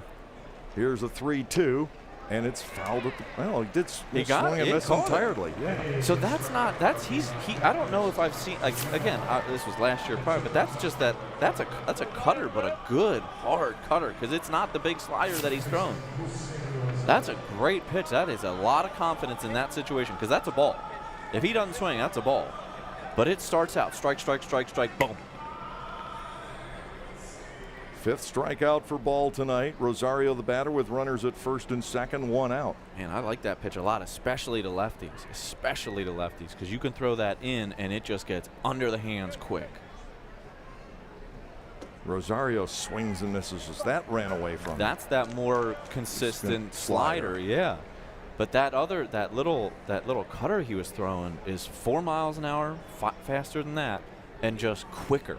That one's got a little bit of a hump or a dip if you're looking at it from behind here, and it's not. When you're hitting, it's not. It doesn't look like that up and down. It just goes. I like it. I like both of those. Fastball down and away. It's 1-1. More and more I watch him, I just like his stuff. Now you're a double play from getting out of the jam. Yeah. Here's a 1-1. Throw behind the runner at second base. Garcett is back. Yeah, I think he called that a ball, and I think there's a couple people, one on the mound and one behind the plate, that don't agree with that. He did call it a ball. It's 2-1 with Alfredo Gonzalez waiting on deck. Yeah, I think if you call that one on Lair a strike, then that one's a strike too. But you got the human element, which I like. I mean, I've always been a fan. I don't like going the other way. 2-1 line drive. That will clear Felice into center field, a base hit. And now they are loaded on that single. So Ball having a difficult time here in the 5th inning. It started with the ground ball that we still don't quite know if it hit third base or not. A hit batter and now a single, and now a Mark Johnson visit to the mound. And the only reason that didn't score is because it was a line drive up the middle, and we had your shortstop was kind of stationed a little bit closer. Felice so was in the neighborhood. Yeah. So he just couldn't. He didn't break off the bat because he couldn't go anywhere. This is where you got to show some true grit, because you're right. You just had a 3-run inning, right? You put up 1, 2, 3. Now, if you can get that and shut this down and get out of it with again, if you give up one, you give up one, but you'd always like to shut down the inning with nothing. But the inning certainly has potential for Charleston. On the other hand, if Nile can get a ground ball here, he can get a double play. Alfredo Gonzalez is surprisingly fast. So you can't just assume this is a catcher, third baseman. You have plenty of time to double him up. No, it's bases loaded here with 1 out. Gonzalez, a strikeout victim twice for Ball in this game.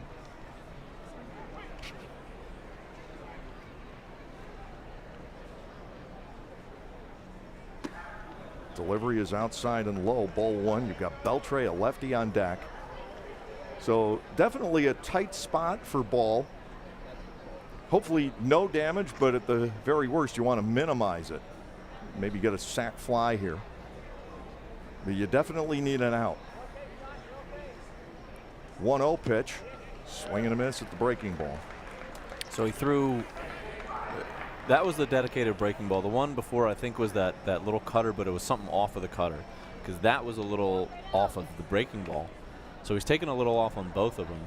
But you can see he's a lot more confident throwing the breaking balls in this situation than living on a fastball somewhere. And again, I'd stick with that. I would stay with the slider or try to really get inside on a fastball. Here's a 1-1 breaking ball. This is chipped right center field, in trouble. It's going to die out there for a base hit and score 1. The throw cut off in the middle of the diamond. RBI single on an off-balance swing for Alfredo Gonzalez. Beltre will step in as the tying run, and the trouble grows here in the 5th inning.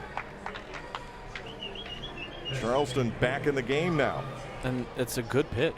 I mean, there's nothing wrong with that pitch. It's just, while it doesn't look like a good clean hit, it's a good piece of hitting too, to just, hey, you stick the bat out, you throw it out there, and you see what happens. Beltre steps in. He is 1 for 2 with an RBI. Tying run at the plate here in the 5th inning. Again, you got to think he's going to be more fastball. Ground ball right side. Mercedes will go for it, Oh, go wow. to second base, and they are able to get the force. That's a gamble. That's an unbelievable play. 4-6, a run scores, and it's now 6-3.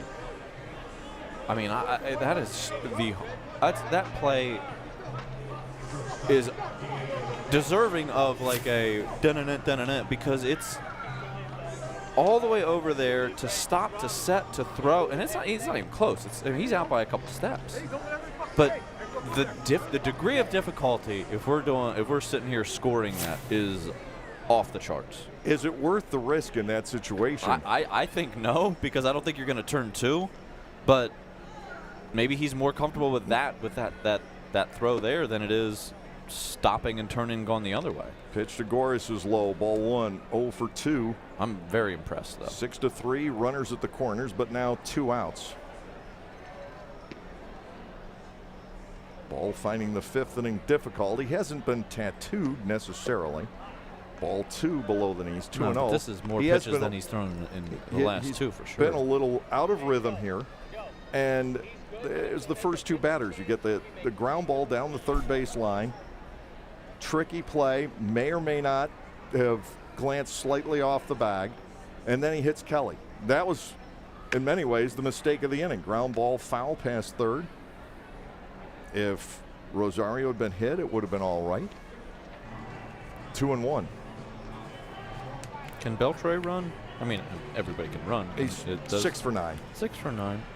What do we got? 2-1. If he gets 2 strikes, I bet he goes. Meanwhile, Charleston does have action in the bullpen. So do the Barnstormers. Donald Goodson warming up. Ball trying to get through this 5th inning. The Barnstormers need to keep the DH. He does go. Ball 3 is high. Peroni will throw through the tag by Mercedes. Not in time. And they will sneak the run home. It's 6-4. So Beltre goes. He steals second on the back end of that. Rosario comes home. Charleston has answered the Mercedes 3-run homer. Yeah. And it's 3-1 on Diego Goris. The throw is a little bit low. They had him. A clean throw, and he's out. You could just kind of see the last 2. He just watching from up here, it just looked like he was starting to try to time it. And here's a 3-1. He committed on it. It would have been ball 4. The one prior when he did go, he's been slow to the plate. And he was just I bet if you would have picked over, you probably would have had him. But he hadn't shown a move over. And then when he did earlier when he did go over, he threw 2 of those that were pretty not good. I heard somebody say that the other day. The guy who just won the Open Championship. Somebody asked him a question. He goes, "That's pretty not good, man." 3 balls, 2 strikes, 2 outs. Ball to the plate. Oh, he got him to chase it. Way out of the zone. Goris gone on strikes, and it will finish off the inning, but it's a very productive one for the Charleston Dirty Birds. They use 3 hits, a hit batter, a couple of stolen bases, and they're back within 2.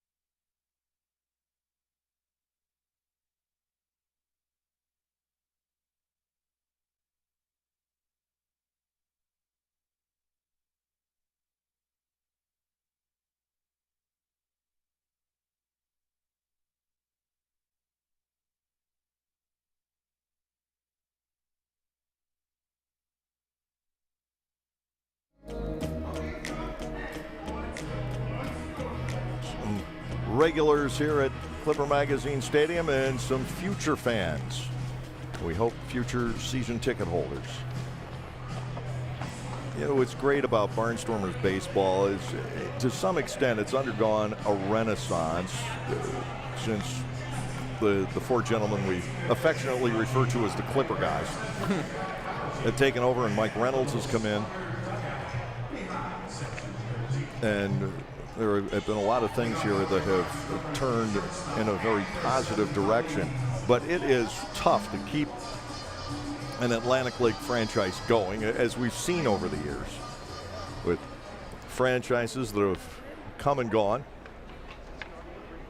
The Barnstormers are the second oldest franchise in the league now. Ball is low, 1-0. From Chamblee to Anderson Felice, who crushed a 2-run homer back in the third inning. Who's older, Long Island? Long Island, yeah, by 5 years. Oh, wow. 1-0 pitch. Felice swats a foul to the left. It is a ball and a strike. Yeah, it is.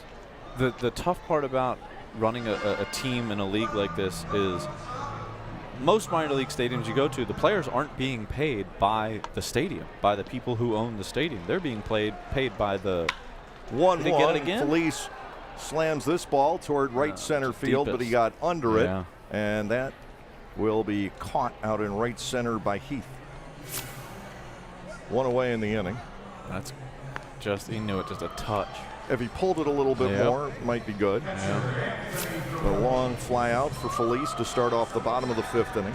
But Peroni will step in. He's 1 for 2. The thing you overlook when you come in here, it's minor league teams normally, let's say you go up to the Reading Phillies. Those guys are being paid by the Phillies organization.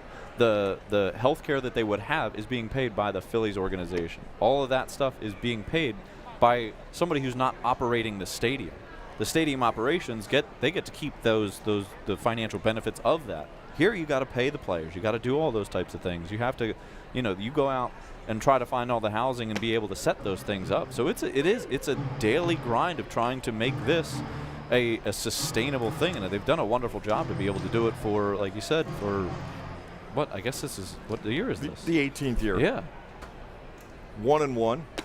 Fastball outside. You could parse that 17th season, 18th year, with 2020 being a non-starter. The stadium looks as good as it did from day one. It And does. The amount of things, even better probably. There's things that they've done here that are just like, man, it's a great idea to kind of reinvigorate.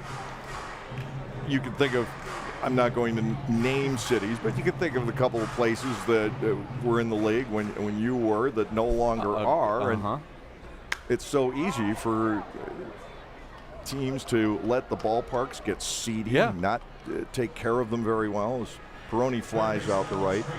2 outs, and Trace Lair stepping in. He's 0 for 2.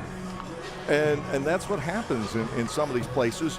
And it's something that spirals because the ballpark becomes less attractive, and then people stop coming out. You draw less revenue, and then you put less money into the ballpark, and it just spirals until a franchise dies. And then you see, like, if we take a look at this ballpark and the things that it's generated and things around here, I remember, so where there's the company over here, I forget what it's called, the exterior company, I think. They bought that building. TEC, the exterior company. And they've got offices there because they took that old building and turned it into something. Now you look out past right field, they're saying, hey, that stadium's doing pretty well. It keeps going. It's still there. It's a pillar of the community. You get a look. So now you got that out there. That building was an eyesore. TEC has turned it into something very nice. Foul down the left side by Lair. You go down the third base side, you see that. You go out to right field, you've got Stadium Row out here, and it's gorgeous. And, of course, the expansion of F&M in this direction with new athletic fields and that sort of shopping center, if you will, strip mall kind of along Harrisburg Avenue. Yeah, that wasn't here when you first started. You got Mean Cup over there. There's a donut place, I think. I used to have to walk out that direction at night. The railroad bed was still there. Yeah. 1-2 pitch, and Lair will be able to foul that one off. Still 1-2 to the Lancaster third baseman. And the thing is, if you really think about, so the average person that comes to a minor league game, do you think they're a diehard baseball fan? I would say no. Probably not. Yeah. So you have to make it stay and fair. Lair drives the ball down the right field line, headed toward the corner, and that is a foul ball. Lair will come back. not a lot of foul room right there. So, but yeah, And if that's fair, I think Kelly might have caught it. he got over there in a hurry. He was headed into the neighborhood, certainly. Barnstormers' lead has been whittled back to 2. That fifth inning was just one of those that will make you want to bang your head against the wall because it didn't look like a 3-run inning. No. But it was. Hard hit ground ball. There is Rosario. Quick out, a quick inning for Stephen Chambly. The side is retired in order. Both starters have gone 5, and it's 6-4 Lancaster.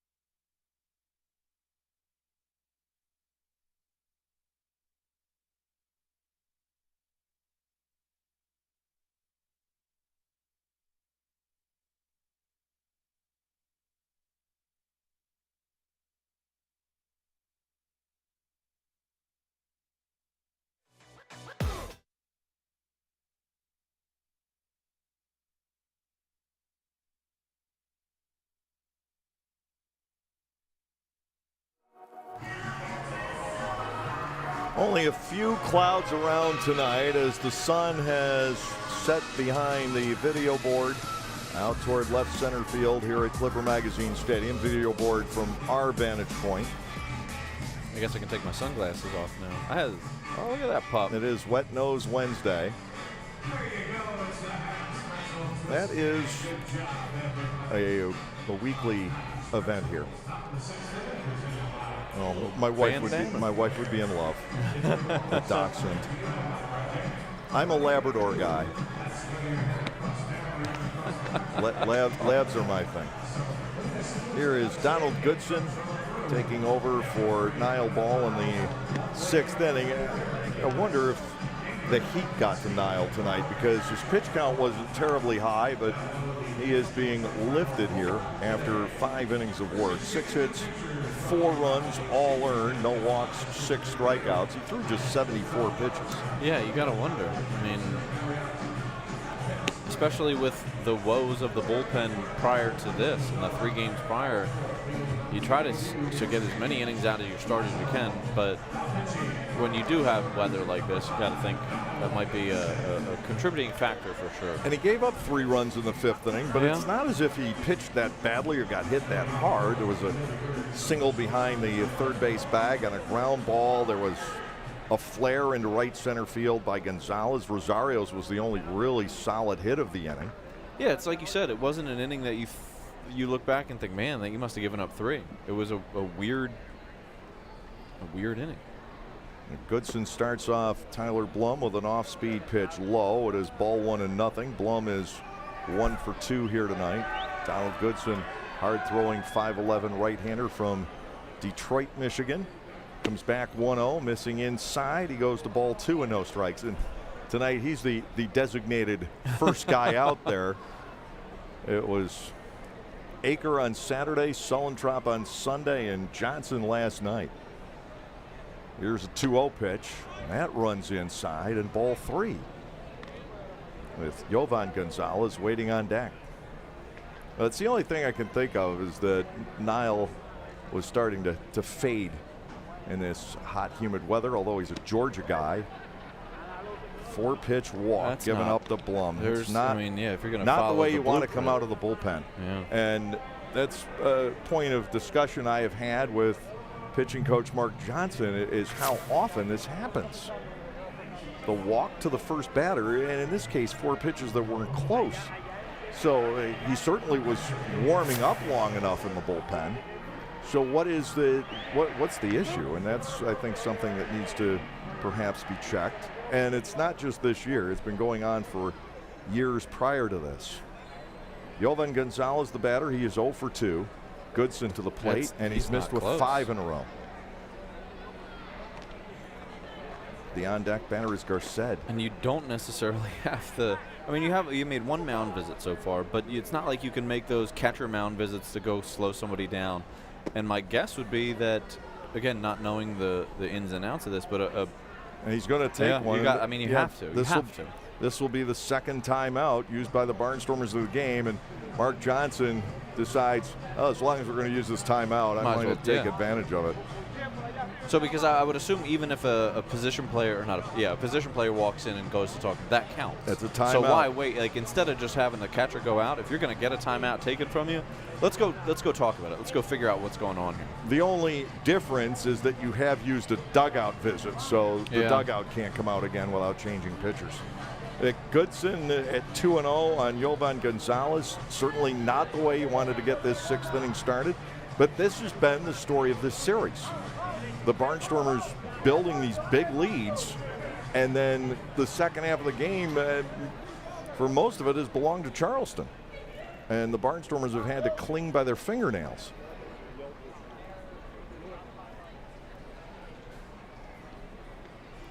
Gonzalez batting 2-0. Goodson right there. And so often, the first pitch is a strike after MJ comes out. He either threatens them or promises them ice cream. I'm not sure which. I knew we were going to talk about ice cream at some point. 2-1. I don't think we can go a 9-inning game without it. That ball fouled away. Goodson has roared back here against Gonzalez. 2 balls and 2 strikes. Ross has talked about how he thinks big part of the difference between last year and this year is Mark Johnson. The team ERA is about 2.5 runs lower. Oh, wow. Here's a 2-2. He went. Yes, he did. Pitch was out of the zone, but Gonzalez is gone on strikes, and that is a very big turnaround on just 3 pitches. That's where you feel like a fantastic pitching coach. You go back and say, well, that's all it took. Just had to go tell him what to do. Garced will bat with 1 out and 1 on. It was Angel Garced that started the 5th inning rally for the Dirty Birds with that ground ball along the third baseline that played tricks on Trace Lair. It would have been a tough spot for him to make the throw anyway. Goodson fires and gets it across at the knees. It is 0-1. Tale of 2 pitchers here. Scott Kelly is on deck. He's had a target painted on him tonight. 0-1 to Garced. Goodson comes back, deals low, handled by Peroni. So 6 balls, then 4 strikes, and now a ball. Yeah, let's just go 1-1. That ball threw 74 pitches, 48 for strikes. Goodson rears back. Here's the 1-1. He's off the inside corner, and that was recorded at 98 on the stadium gun, but it was overthrown. Yeah, you could see like he on his balance point when he leg lift there. He's falling off towards first base and he does it. He did it there too. But it looks like he's just trying to overthrow. He's just trying to get up and rear back, and it's not. I mean, it's just not something that you can continue to do and have any success within the zone. He's continually 96, 97. Now he might drop that vicious changeup on Garced. I mean, you're set up for it. You went high. 2-2. There it is. Swing and a miss. Garced is gone on strikes. Lancaster pitchers tonight have fanned 8. Scott Kelly will step in. Getting hit by Niall Ball is one thing. Getting hit by Goodson would be something entirely different. Kelly has been plunked twice in this game. Scored a run. 2 outs. Blum the runner at first base. 6-4 Lancaster here in the 6th inning. You have that sense that the Barnstormers may very well need more runs tonight. Charleston has been a feisty club. This team battles. Runner takes off. Pitch is a called strike. Peroni's throw is not in time. Out at second base. Blum steals. It's his 3rd. Kelly bats at 0-1. And you got to think they're feisty because of the guy who's in the box right now. You'd think he'd accept and nothing less. And Billy Horn. Yeah, Billy doesn't accept anything less either. Yeah. This team battles at bats. They have worn Barnstormers pitching down this entire series. They don't strike out easily, despite what you may have seen tonight. Most of this series, boy, 2-strike foul balls. Kelly batting 0-1. Goodson to the plate, and that is fouled to the right. Quickly, it's 0-2.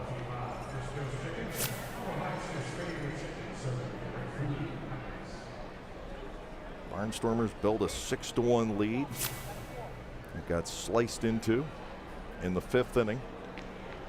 And Kelly, the tying run at the plate.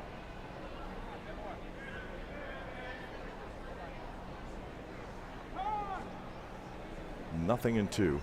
And Scott will back out. Tomorrow night, the finale of this homestand, 6:30.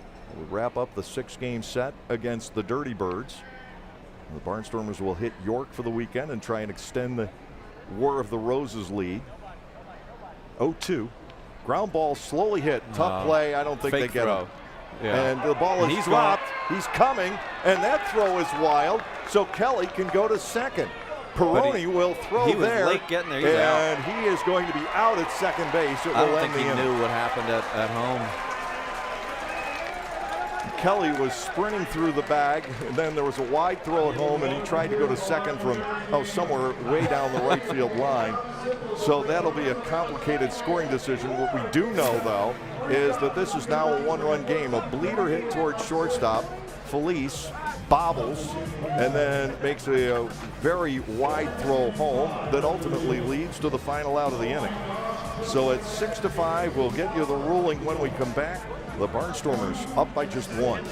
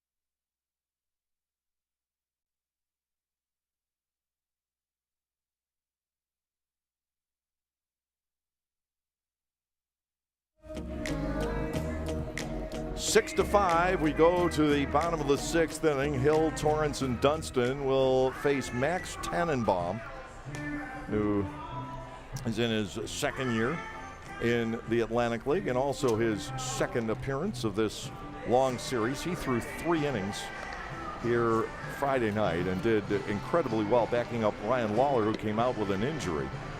He gave up 2 hits and a run in his 3 innings, walked 1, struck out 2, kept Charleston in the game.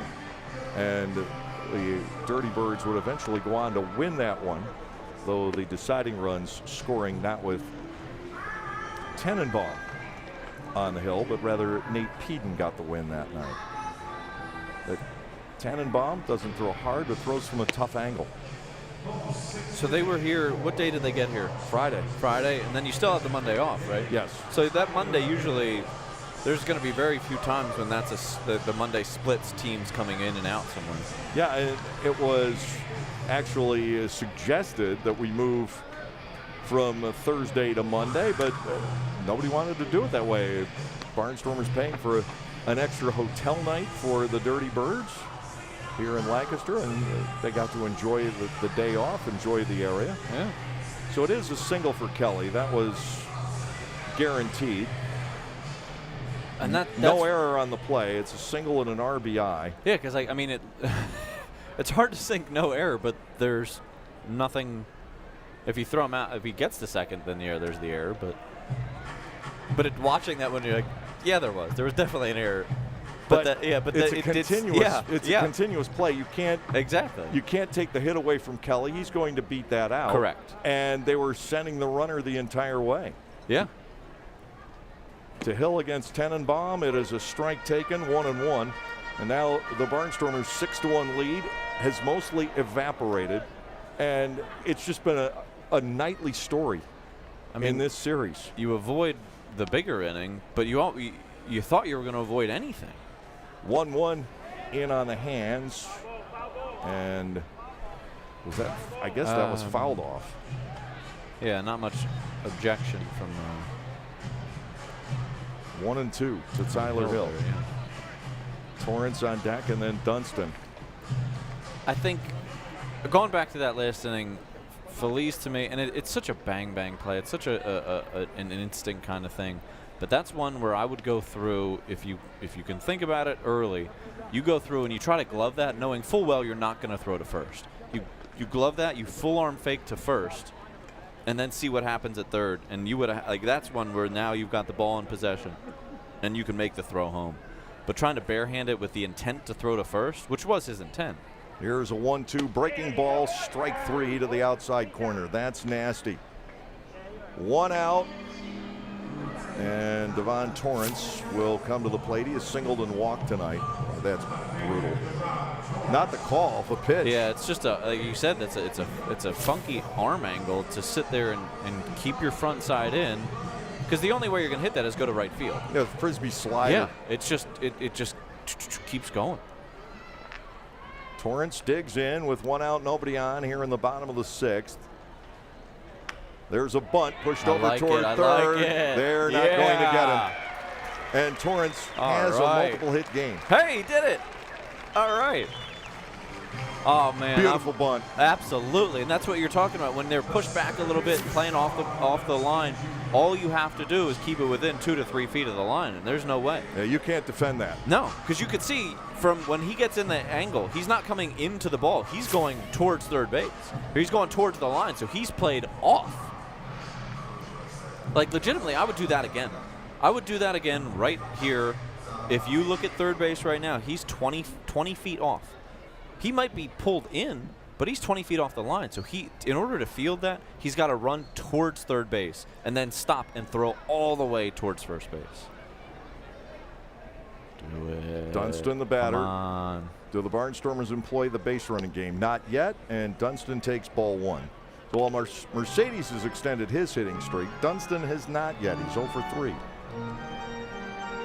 Drop one down, bud. Come on. I like the angle. Thanks, camera guys.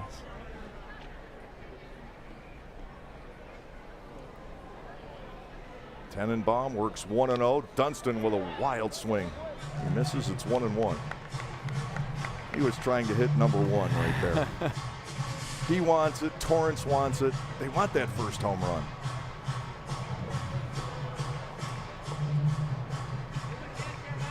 One ball, 1 strike. It's amazing how quiet the Barnstormers' base running game has been. The one guy who's gone has been Cordero, and he was thrown out by plenty. Torrance stays put, and Dunston fouls it off, 1-2. My guess is you're probably not going to run on Torrance here, or not Torrance. You're not going to run with Torrance. You're not going to run on Tenenbaum here. Just he is quick to the plate. He's got a low leg lift, and just driving from that modified slide step. So you're probably, unless you have a hit and run on, you're probably not going to go anywhere or do anything. But you never know. You never know. And like you said, the guy who got thrown out was on a delayed steal, really. 1 ball, 2 strikes. Tenenbaum works out of the set. He'll come to the plate, miss high and outside. Now 2-2. Barnstormers just up by 1 now. Most of a lead has again vanished. So I don't know if Tenenbaum has a changeup. Some relievers just don't employ many pitches. You stick with the 2 that got you there. But if he's got one, I'd throw it out and like where he's set up here. Here's a 2-2. Yeah, it's a fastball. But when a fastball moves like that, you can from that angle. Yeah. If you can pinpoint it and put it there, then the fastball is it's the pitch you want. That's the spot that you want. He tailed it away from the left-handed batter. Yep. Now Mercedes steps in. He slugged the 3-run homer back in the 4th inning.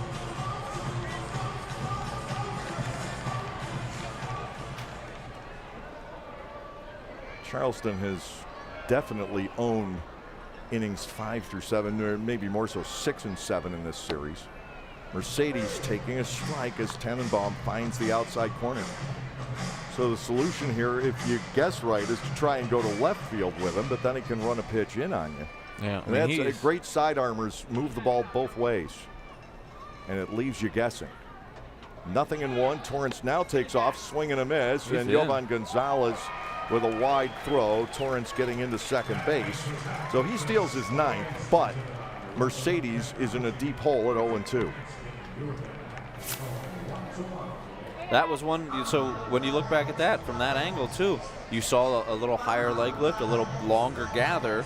So as a base runner, it gives you the ability to sit there and watch, and you time and you time and you time, and you get there and you know, hey, if he gets a little, once he does this, you're just looking for those little telltale signs that, hey, if his glove moves early, he's going to high leg lift, I can get going. So you can go on first movement for different types of things from different types of guys. 0-2, Mercedes waves the wand and hits a little weak pop-up behind second base. That'll be taken by Rosario. And the Barnstormers snuffed out here in the 6th inning. They get the bunt single, that's all. We'll go to the 7th, the lead just 1.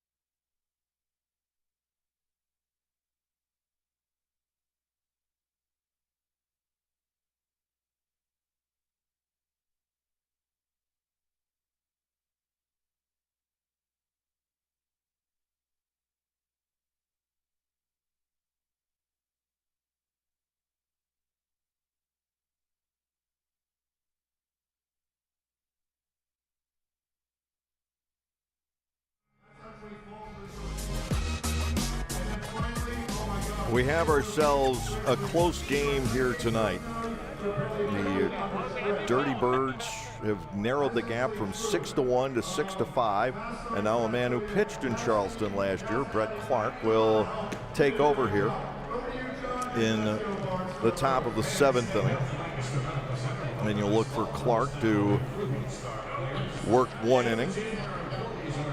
He gave up 2 runs against Charleston on Friday night. Last time he's thrown, the ERA had been below 2 prior to that. He gave up one of the home runs to Alfredo Gonzalez. Right-hander from Phoenixville, Pennsylvania. Quick trip over here. He's never been in a major league organization, but he's been another very fine midseason acquisition for the Barnstormers. Generally tough on right-handed batters. He'll be seeing the lefty batting Heath, and then Rosario and Gonzalez from the right side here in the top of the 7th inning. Boy, Charleston has fought back in this game, and again, they have not hit a pitcher hard.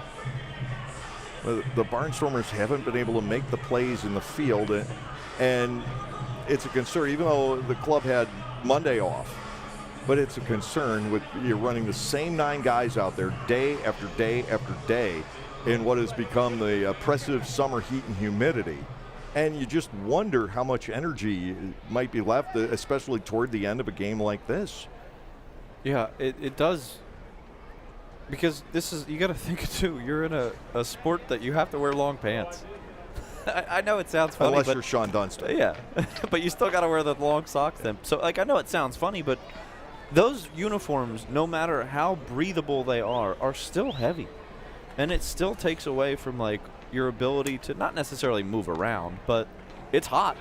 It doesn't matter if you got an undershirt, no undershirt, whatever it may be. It is hot in a baseball uniform when it's 90 to 99 degrees. It's hot for anybody. We were sitting here sweating, just sitting.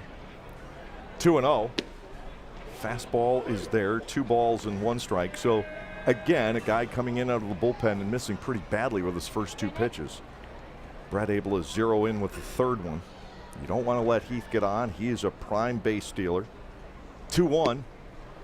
Second strike, ruled at the knees, and now we are even at 2 each.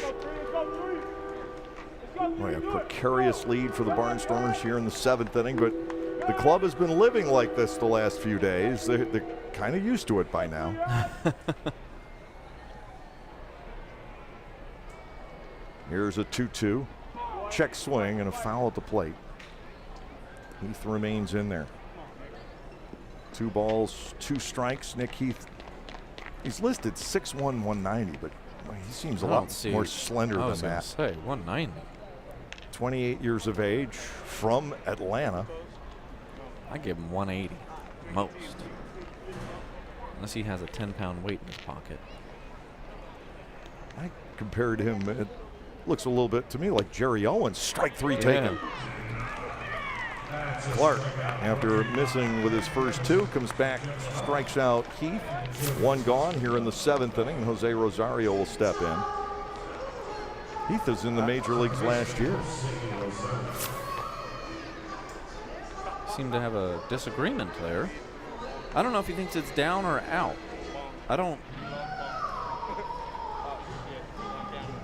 mean, I'm biased. I thought it was a strike as a pitcher. But it wasn't egregious on any level, I didn't think. Jose Rosario is in. He singled as part of the 3-run 5th inning. In fact, he had the hardest hit of that inning. I would have an issue with that one just based on how he caught it. That's the one where I might say something. And Rosario does have an issue with it. He did not like it. And it very well may have been a strike. It was just caught awkwardly. He's right. You're awful. So it makes it look worse to anybody who is watching from where we are or on the field. But obviously Rosario doesn't know how it was caught. Like he's not looking back to see how it's caught. So he's got to have that feeling of where was that pitch? Where did it cross? Where do I think it is? I personally think it's down and in. 1 ball, 1 strike. I sided with the hitter there, Dave. It's hard. It's hard to do. Somebody better take your temperature. Yeah. 4-0. Wild Health leads Staten Island. Gastonia up 8-0 over York. They're trying to get to 13-0 this half. Who? What? Gastonia. 13-0. Long Island, Southern Maryland, 3-3, bottom 7. That one is outside. 2 balls and a strike on Jose Rosario with Alfredo Gonzalez to bat next. 1 out here in the 7th. The Barnstormers still need 8 more outs. Here's a 2-1. That twirls outside. 3-1. Rosario has not been an easy out this entire series. He's 6 out of 15 with about 6 walks thrown in.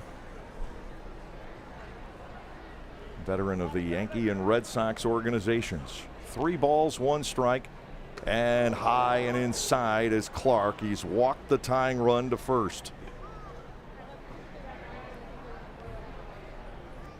Alfredo Gonzalez will step in. Man who's knocked in 11 runs in the series.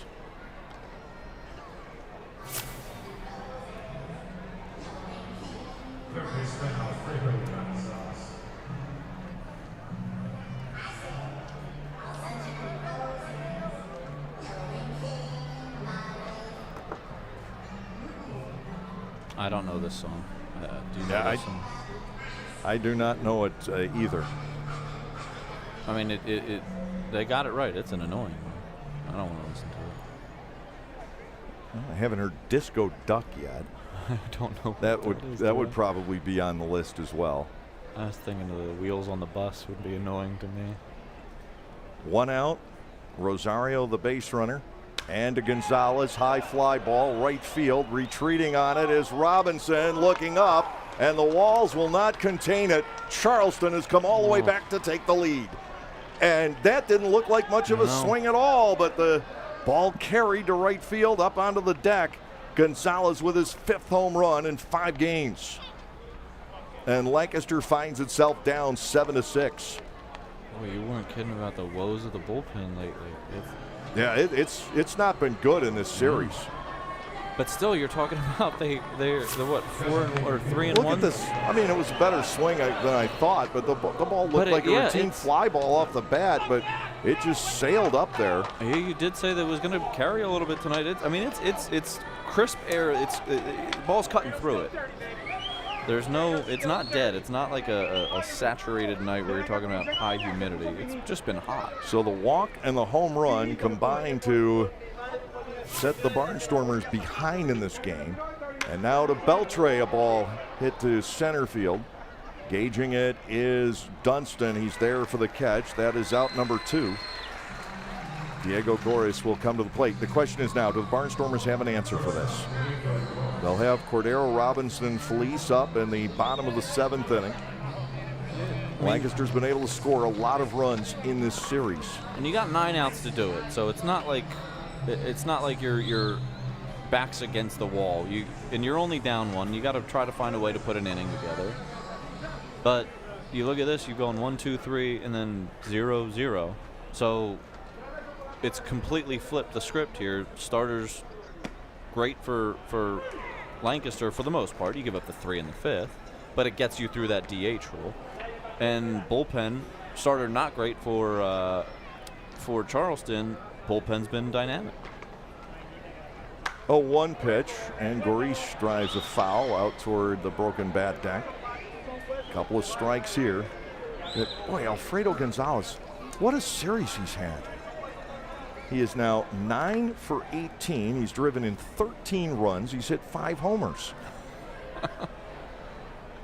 Without him, the Dirty Birds probably would be staring at 0-5. He definitely single-handedly won the game on Friday. 2-homer, 5 RBI night there. 0-2 right down the middle. Strike 3 called, and down goes Goris. However, the Dirty Birds have taken the lead on the home run by Alfredo Gonzalez. And at the stretch, Charleston leading 7-6.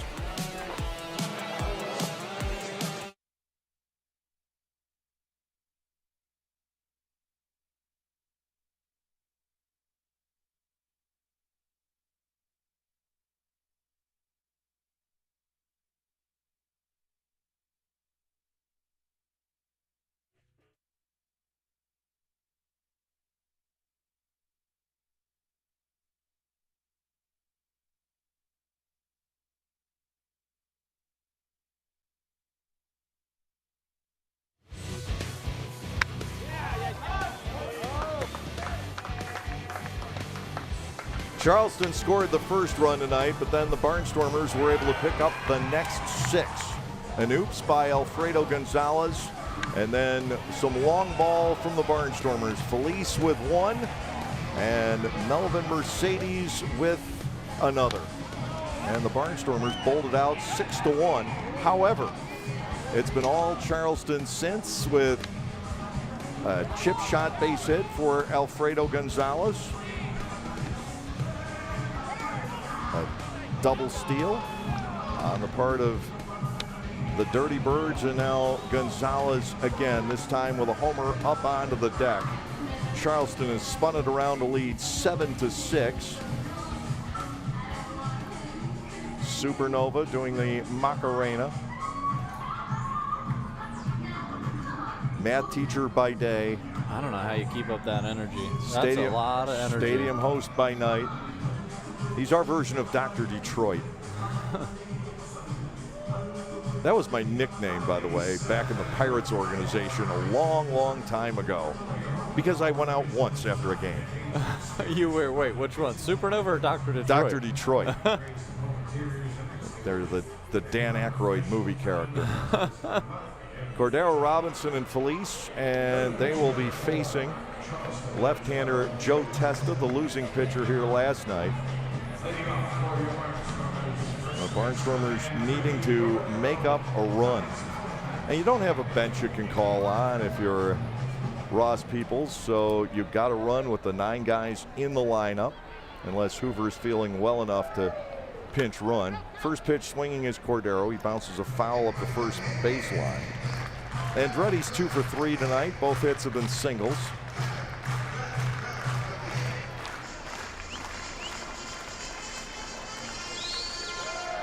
Robinson on deck. And he'll be forced to bat right-handed. He has shown power from the right side, though. 0-1 to Andretti. Testa to the plate. Cordero loops a foul out of play down the right side. Ooh, stayed in. It actually stayed on the field of play. I guess it was out of the reach of Blum. 0-2. Joe and I played together when we were down in Ponce in Puerto Rico. And he's just a guy, like, he can pitch till he's 45 if he wants to, because he's not a guy that's going to overpower you. He's just going to just come from that odd arm angle and just do a lot. Just a lot of stuff. Hopper toward the middle. Should be routine for Gories. Cordero's retired 6-3. We have 1 out. Robinson will step in. Cordero singled and Robinson doubled off of Testa last night to set up what proved to be the winning inning on the throwing error. The Barnstormers now only have 8 outs left. They've given up 6 unanswered runs after the 2 homers had given them a 6-1 lead earlier in the game. And until the Gonzalez long ball, it had been kind of nickel and dime base hits and some trickery on the bases. And it's kind of caught the Barnstormers almost a little bit flat. And you got the ability to change it here with a guy who's not gonna beat you with a fastball anywhere. I mean, this is what he's gonna do, and he knows it. That's the kind of pitcher he is. He will go and he will flip sliders in. He'll try to beat you with a fastball that surprises you. But if you really look at it, his velocity is not going to beat you. He's going to come from different arm angles. No one pitch will ever do the same thing for him. It is constant, just throwing like from down there. Robinson bats 2-0, swinging a drive, belted to left field. Way back it goes, and we've got a tie game. I think he got the walkway this time. That's his 6th home run of the homestand, but he's not just using that short porch and right. That is a monster. Off the bat of Trayvon Robinson, and we have ourselves a tie game. If I would have said this 2 pitches earlier, I would have looked like an unbelievable. I'm sitting there thinking this is a guy that Trayvon should do well against, who just flips the stuff into the bat speed. That was absolutely crushed up there.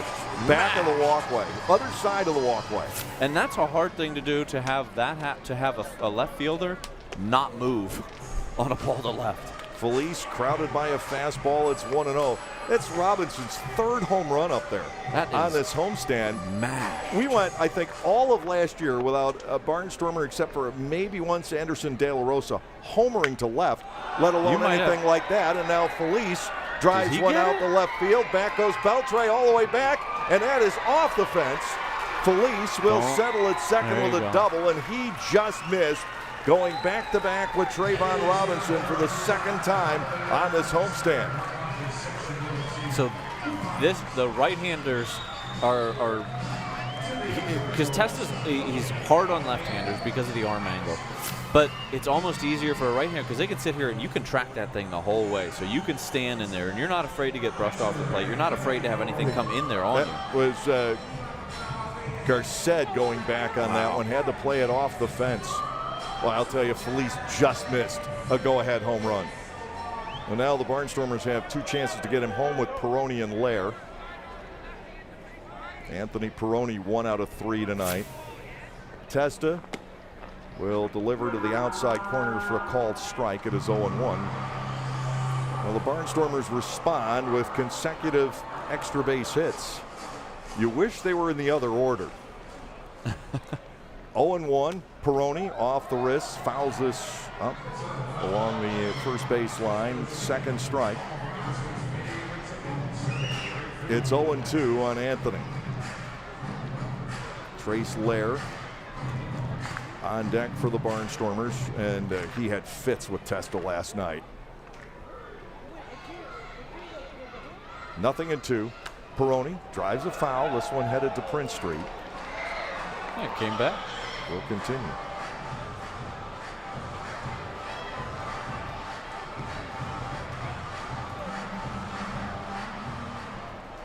Lancaster tries to retake the lead here in the 7th inning. 0-2. Testa is outside and low.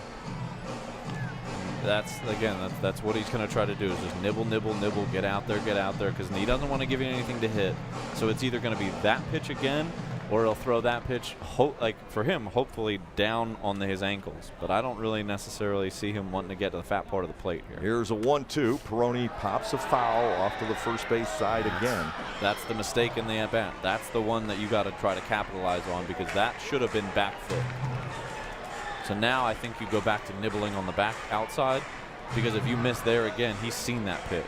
So if you have confidence, you try to get there in the back foot again. But if you don't, you just say, hey, let's go back out there and let me flip that thing in. Peroni batting 1-2. Here's the pitch. Ground ball off the glove of Testa, and it deflects beautifully to Goris. Tough break for Peroni and the Barnstormers there. That could have been up the middle. Testa able to reach out, stop it, and up to third goes Felice with Trace Lair, the batter. Lancaster 2 outs and a runner at third, and now you hope for some kind of mistake. The Lair versus Testa matchup last night did not necessarily go well for Trace. Yeah, and I would imagine it. He's like I said, he's tough on left-handed hitters just from where he comes in the arm angle. It's got to be a weird thing for the head coach to go like, do I need to go check on my assistant coach who's on the mound right now, or can he handle it? He'll just check on himself. He talks to himself. It's a mound visit. Daryl Thompson in this league, Eli Villanueva, Joe Testa. That's funny. That'd be great. We're going to charge you a mound visit. J.J. Hoover, strike on the outside corner to Lair. Last night he was just ready to toss the bat away. He took a called third strike. The Barnstormers have tied the game. 0-1 pitch, strike 2 on the outside corner. Yeah, his front hip just kind of works its way out a little bit. Now's where you if you just flip that slider middle and let it run away, and you'd see one of those John Kruk against Randy Johnson swings. 0-2, and Lair does make contact. He lifts a fly ball out to center field. Heath with the catch. And we got a 2-inning game now. A run, 2 hits, no errors, 1 left. Trayvon Robinson with a bomb to left. He has tied the score at 7.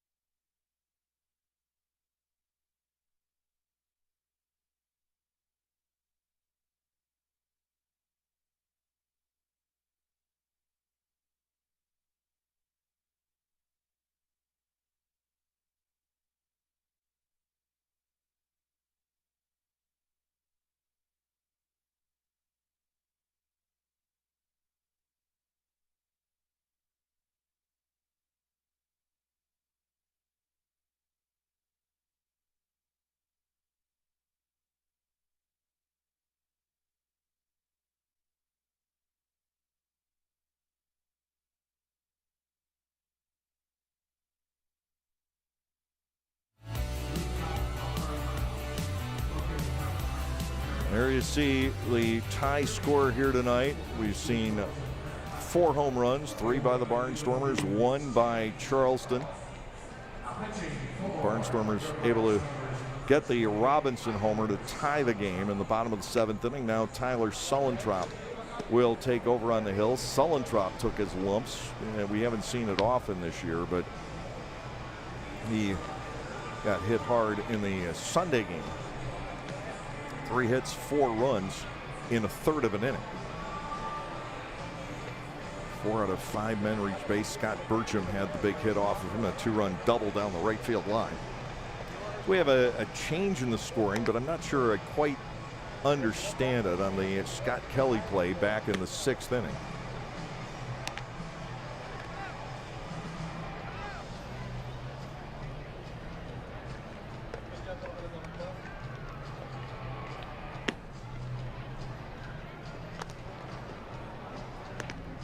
but that was ruled somehow as a single and an error.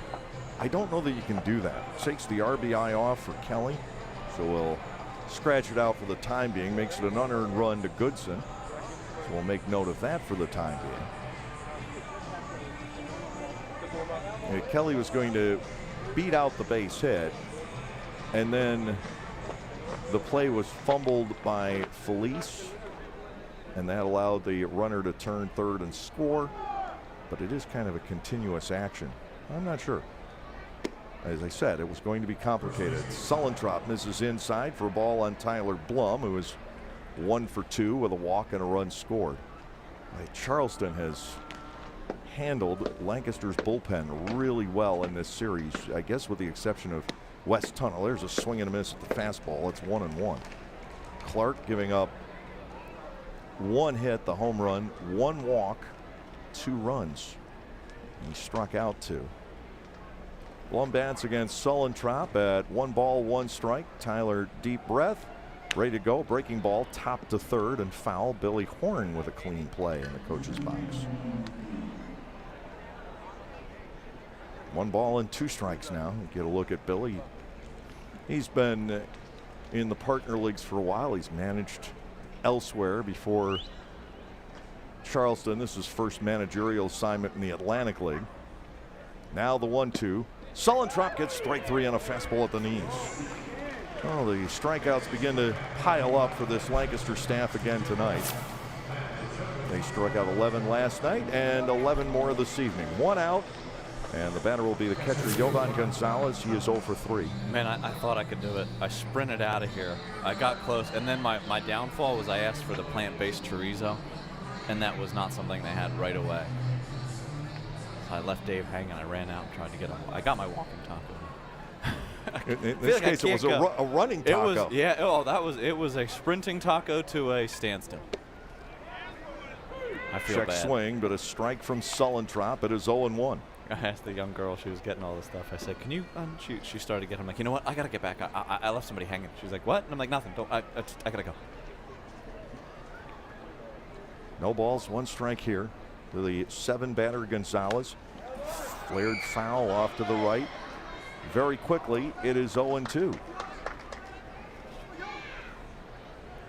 Barnstormers have Hill, Torrance, and Dunston scheduled in the bottom of the 8th inning. I feel like Gonzalez has gone to 0-2 quickly on a lot of his at-bats tonight.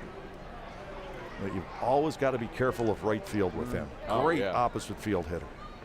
0-2, Sullentrop ready to go, and it is low. Ball 1 and 2 strikes.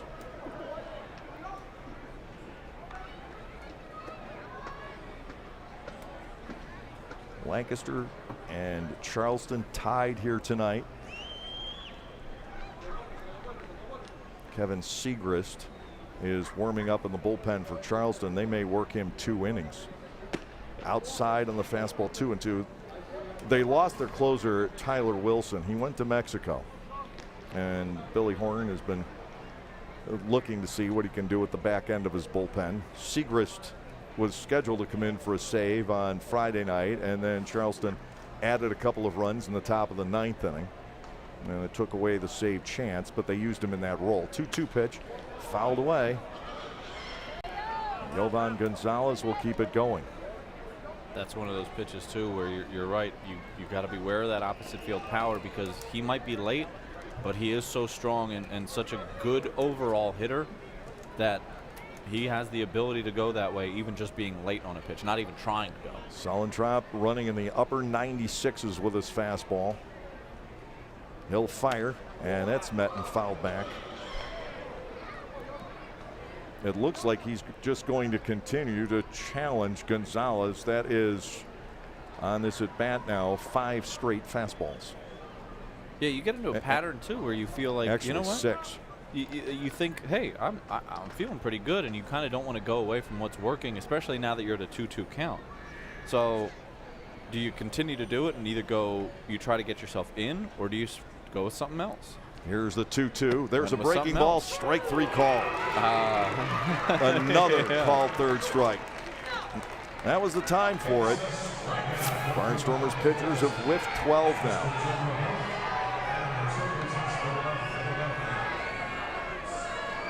Two are out, and the batter will be Garced. He is 1 for 3 with a run scored. We talked about that dynamic of a catcher striking out on a called third strike that he doesn't agree with, having to go back and then deal with it. He gave it to Steve Zawiski a little bit. He's not happy. There he goes. Go get your money's worth then.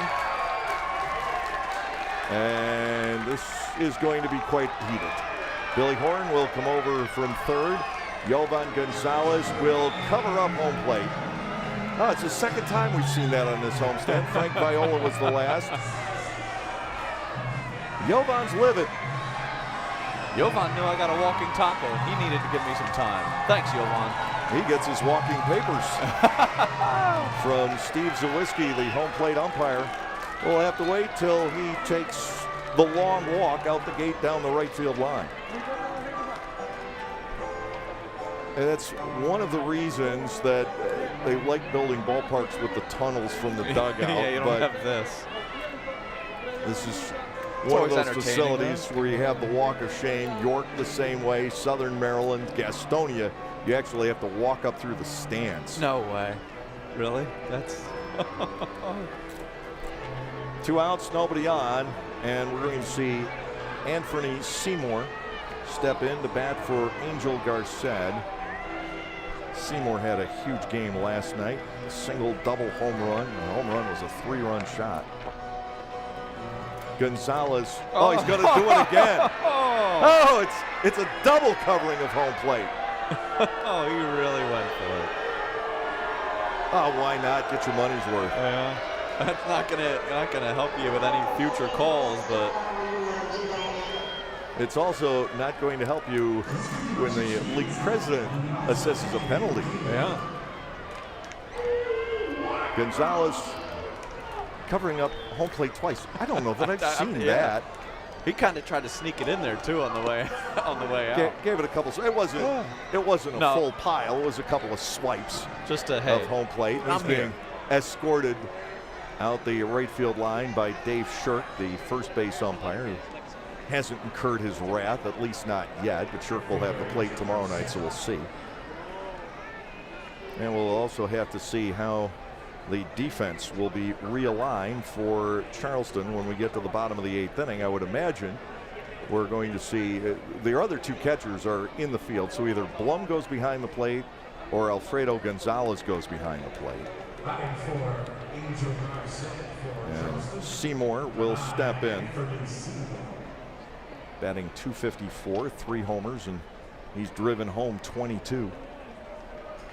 7-7 here in the 8th inning, and we've had another adventure with umpires, and it's all been on the side of the visiting team on this homestand. Of course, a week ago tonight will live in infamy. I watched that. That was something else. Ball 1, no strikes. Sullentrop fires and reaches the outside corner with the pure heat. It's 1-1 on Anthony Seymour, native of the Bahamas. Have you ever been to the Bahamas? I have. I've been once, and it was gorgeous. Yes, it is. It was. That, you know what? It's funny you mentioned that. That was the last real vacation I've been on. I don't want to tell you when it was. 1-1 ground ball toward the middle. Tough play. Mercedes threw. scoops it up, throws, gets him. What a guy. Melvin Mercedes coming up with the play to retire the speedy Anthony Seymour. Nothing across in the top of the 8th against Tyler Sullentrop. Hill, Torrance, and Dunston will try to get the Barnstormers a lead.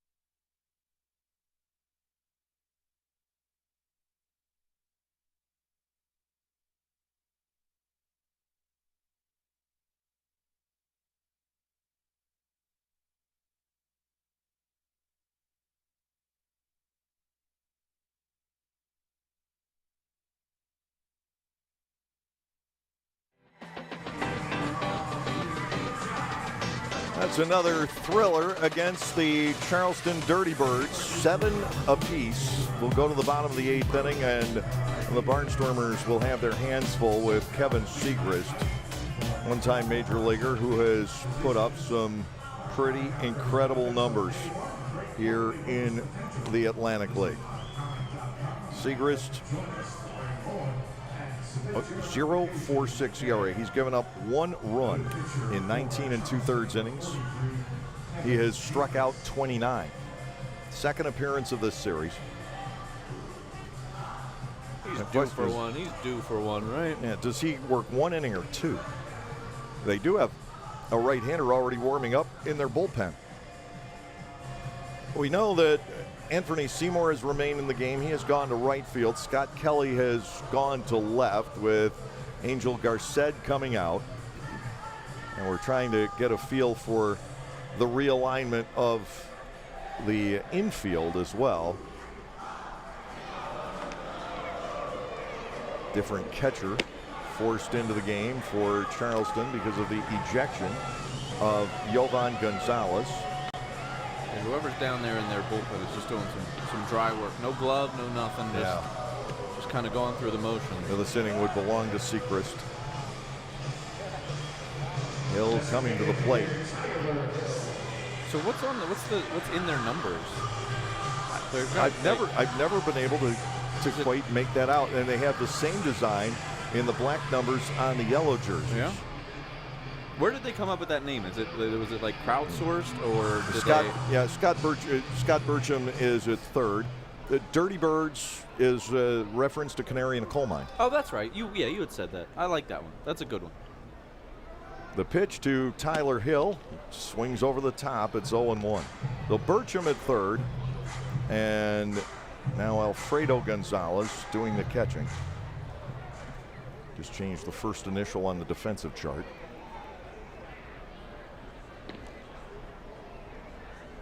Hill drags a foul into the backstop.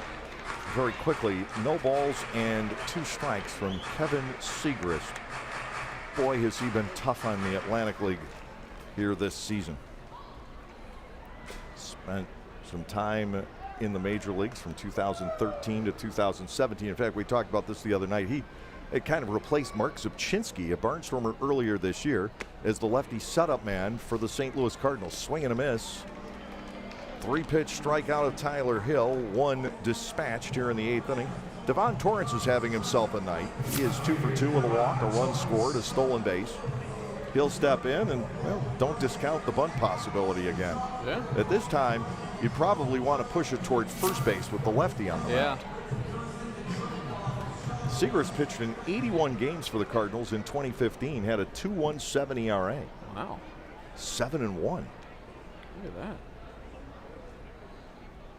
Torrance swings and misses, down a strike. It is 0-1. It's every other game. How many innings? Probably not even. 74 and 2/3. He struck out 90. So normally guys in that role that are like those lefty guys, you don't get an inning a time. Probably no more than 2 at any point. Fastball to the outside corner. 5 pitches, 5 strikes from Segrist.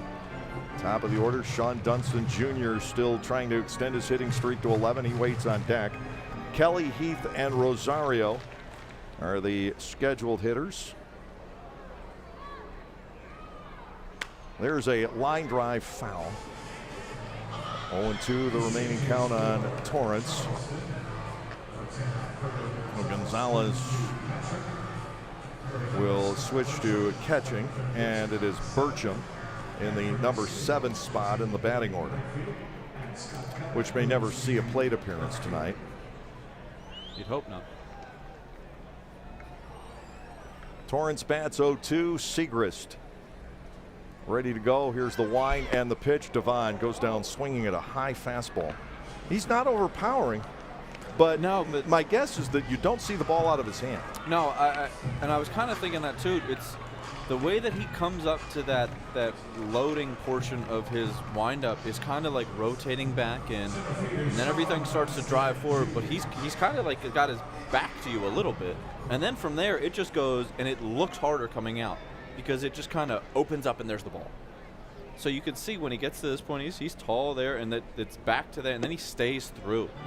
Dunston sees the first ball thrown by Segrist. It is 1-0. Sean tonight hitless in 4 tries. 9 1 and 2 hitters will step in for Charleston in the top of the 9th inning. I'd imagine he's hard on both sides of the plate too. As a lefty, you're looking at him like his shoulder hasn't opened; it's coming right at me. As a righty, you're like, "Where's the ball?" It hasn't come out yet because he is so big and he does come through and stay so closed like that it just feels like it looks like it explodes on you. So it plays a lot harder than it actually is. 2 balls, nothing, the count to the Lancaster center fielder. Segrist ready to go. The pitch to the outside corner and a strike taken. It is 2-1.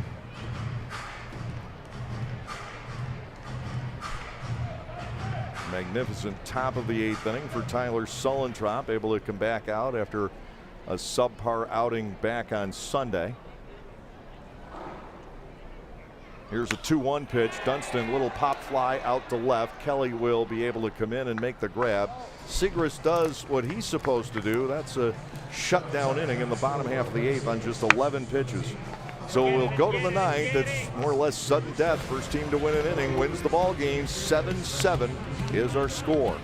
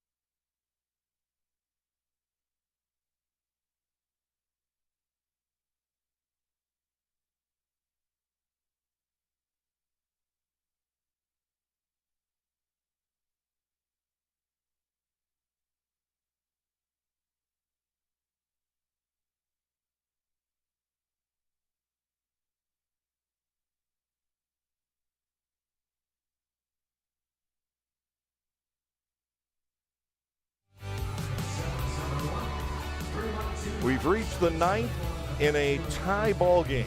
So how are the Barnstormers doing this season in games that are dead even after 8 innings? Well, they're 4-2. So that could bode well for tonight. And the home team always has a slight advantage when you're in this situation. Cole Aker will now pitch for the Barnstormers. Aker, first pitch the other night, gave up a grand slam to Alfredo Gonzalez. First pitch, huh? Welcome to the game. This has not been a good series for the Lancaster bullpen, except for Tunnel. And the Barnstormers would just as soon win this game in the bottom of the 9th tonight if they can. However, they're going to have to do it by all appearances against Segrist. Right now, nobody else throwing in the Charleston pen. The Barnstormers would have Mercedes, Cordero, and Robinson scheduled. So you have 3 of the 4 guys that have been carrying the bulk of the load for this ball club. Dunston's been quiet tonight. He's hitless. His hitting streak could very well go down. Mercedes has kept his alive at 17 with the homer back in the 4th inning.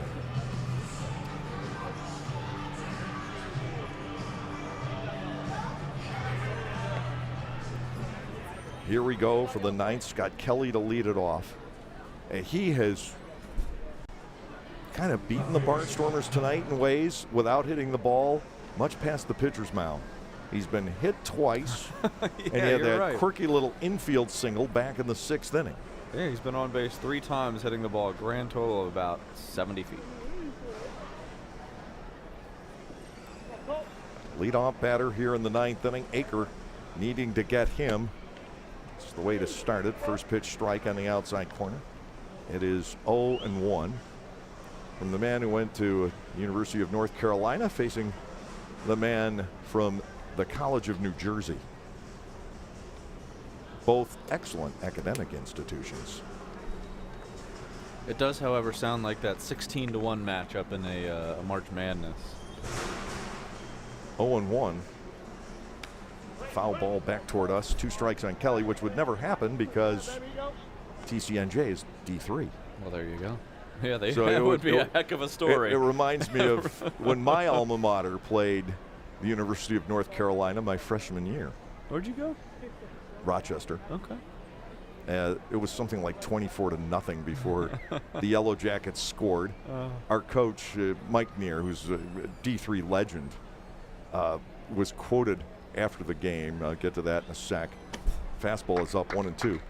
He said he knew we were in trouble when his starting lineup was asking Phil Ford for his autograph before the game. That's when you might just have a problem. Guys, you gotta wait. You gotta wait till after. 1 ball, 2 strikes. That's the best part about this game, though. You got a guy who went to North Carolina, fantastic baseball school, and a guy who went to a Division III school that the outcome is not guaranteed. The guy who went to North Carolina might get beat by the guy who went to the D3 school, and, that's the best part about this game to me is that you have to, It's also the best part about the Atlantic League. Yeah, a guy that's just so- out of college Exactly. can hit a walk-off home run against the next big leaguer. Yeah. That's Against a guy who's been in the big leagues for 10 years, and now he's coming trying to get back, and you got the guy who just came out of college. Those stories are so cool. Kelly batting 2-2 against Aker. The pitch. Oh, it hit him did it again. 3rd time tonight, and the go-ahead run is down to first base. You need to work inside. You don't need to work inside that far. And the Barnstormers get hurt by the HBP so often. Kelly is out there. He's still a good base stealer. They've got so many options right now. And Aker had been ahead in the count. It just grazed him, but it's good enough.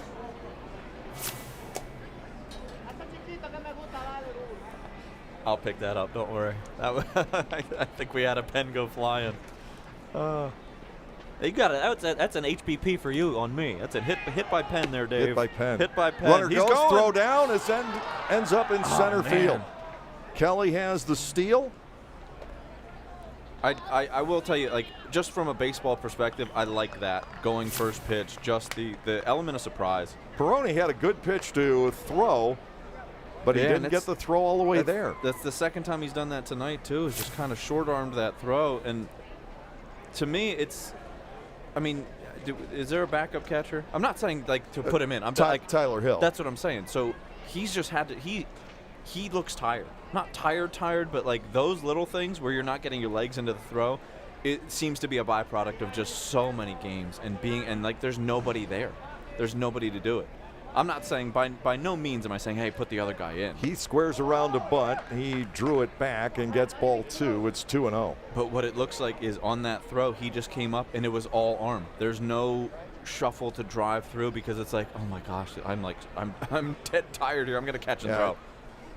And I think we've seen that from Anthony a couple of times here recently. I mean, he's had to catch every game but one since Shaver left. Which and he's also not used to it. He's caught basically about 40% of the time last year and maybe 30% of the time this year. Strike taken, you're it's the 2-1. spell guy. And now you're to do it for anybody that's never caught, you go try it one time. With a batter in there. Again, I would do it in the bullpen, and it's hard to do in the bullpen. Guys throwing 95 miles an hour. There's no chance I could do it when a guy's trying to swing, and I'm expected to block a ball. Here's the 2-1 on Heath. Swing and a miss with the fastball. We get to 2-2. A strikeout here would come in very handy for Lancaster. Yeah. But you've still got Rosario and Gonzalez. Hitting Kelly leading off this inning created definitely a headache as far as the Barnstormers are concerned. And Segrist is coming back out. You can't afford to fall behind. No, absolutely not. You could say it as many times as you want, but the leadoff out is so important. Here's the 2-2. He got him. Huge. He roared back the strikeout Heath. 3rd time in a row. Nick Heath is fan. 13 strikeouts for Lancaster pitching. Runner at second with 1 out, but now you have Rosario, who scored twice tonight. He's officially 1 for 3. He's drawn a walk.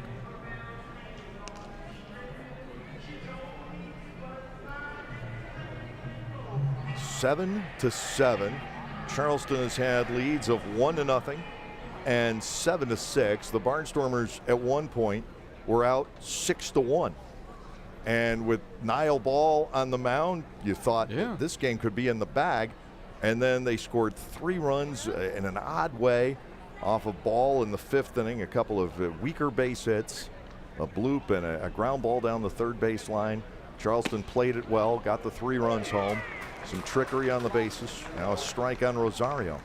It's 0-1.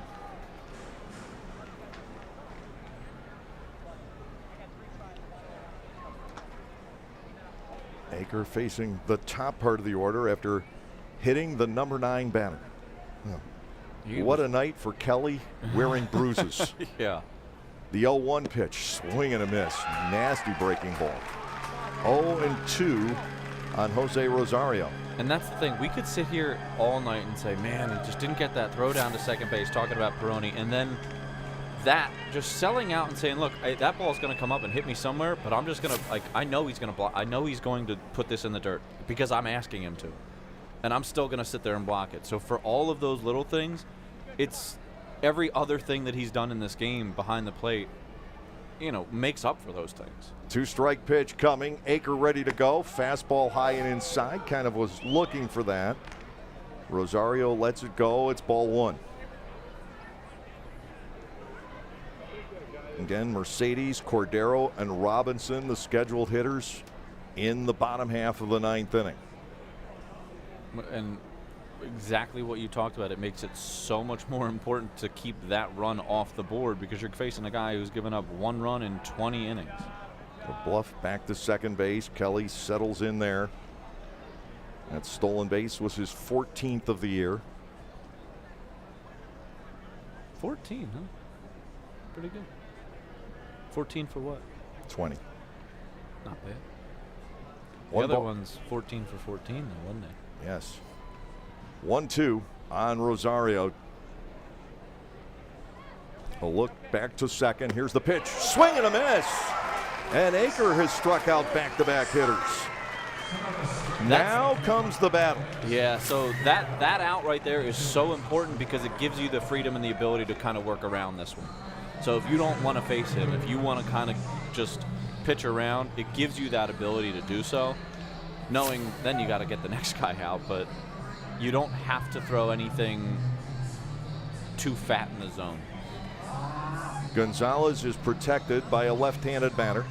Tonight, 2 for 4 with a homer and 3 runs batted in. Again, in this series, 9 hits in 18 at-bats with 5 home runs and 13 runs batted in 5 games. And you're right. That's just remarkable. You look behind and you do have the lefty on deck, so it's not like you just want to put him on. But you can't let him beat you here. No, absolutely not. He's done it too much. Kelly leads off second to Gonzalez. Fly ball off the end of the bat. Foul off to the right. 1 strike on Alfredo Gonzalez. So the if you just saw that there, Peroni took a card out of his back pocket, signaled up to I'm sorry, I'm losing the name here. Why can't I think of our pitcher's name? Aker, that's what it was. Signaled to Aker, told him a 5. He takes a card out of his back pocket and looks at the sequence of the signs. That's what they're going over. It's like, okay, 5 might be second sign. So now they're looking for second sign. Whatever that might be, now they're both on the same page with that card that they both have. bluff to second. Again, Kelly's back in. Nobody was over there to cover. Because that's such an enormous part. It's my guess here then too is like, hey, let's just save the time so we don't have to go out and do all the meetings about the signs, because we don't want one of those to be misconstrued if they don't go out. If an umpire doesn't go with me, now he says, hey, that wasn't a sign visit. You just want to avoid all those kinds of things. Gonzalez playing in the U.S. for the first time since 2019. He was between AA and AAA in the White Sox system that year. Hit .231 with, amazingly, only 2 home runs. He's covered that and then some at Clipper Magazine Stadium. 0-1 to him. Kelly, the go-ahead run, leads from second base. Aker to the plate. He is outside with it, but you're not going to get hurt there. No. It is 1-1. Beltre waits on deck. He's knocked in 2 runs tonight. The thing that does kind of scare you is he missed the spot. He's supposed to be up, but he pulled it. Luckily, he pulled it, because if you miss that spot from up, and you just miss middle, now you're in that territory where he's going to get that bat hit around, and you could be looking at yourself down 9-7. So at this point, you either got to get it up there, or you throw some of those breaking balls again. Because he threw that first pitch breaking ball. It was great. So maybe you just stick with that. Now here's the season, and in essence, this series that Alfredo Gonzalez is having. In 10 years in the minor leagues prior to this, he'd hit only 15 home runs. He has 12. In 10 years? 5 in this series. That's in the dirt, bouncing away from Peroni. Kelly will advance to third and not go beyond it. A wild pitch, and now the lead run is 90 feet away. The count on Gonzalez is 2-1. I know it sounds like you're giving up, but I would just put him on here. Because you're going to want to throw that breaking ball again, and you just threw it into the dirt. I would just attack the next guy. 2 balls, 1 strike to Gonzalez. He did strike out the first 2 trips against Niall Ball tonight. Lancaster's pitching with 14 Ks in this game. Do you trust the fastball and trust your location enough? Because I don't think you want to necessarily throw that slider again. So do you trust your ability to hit a spot with a fastball? Here's the 2-1 pitch. He tried and gets a foul pop-up. 2-2. Because if I'm hitting now, I'm eliminating the breaking ball. And if you throw it, and I'll tip my cap to you if you throw it, because it's got to be dynamic. I'm trying to sit and think fastball, and if you beat me with a breaking ball, darn. However, if I'm a pitcher now, I want to throw my breaking ball. 2 balls, 2 strikes. They're going up. Kelly up the line from third. Get above the hands. Aker ready to go. Here's a 2-2, and it's lined down the right field side, and a fair ball into the corner. Alfredo Gonzalez has beaten the Barnstormers again. An RBI double to right, and it's 8-7. That's what that's what you're trying to avoid, because you didn't get it above the hands. You got it where you could get the bat to it. So the leadoff HBP comes back to haunt the Barnstormers. Gonzalez doubles to right, his 4th RBI tonight, his 14th in 5 games. He came in here with numbers that ultimately weren't all that good. When this series started, Gonzalez was batting .268. He had hit 7 home runs. He had only 16 runs batted in. He's nearly doubled it in this series. And now you have Beltre with the runner at second. It's 8-7, and the Barnstormers now will have to get a run against Segrist.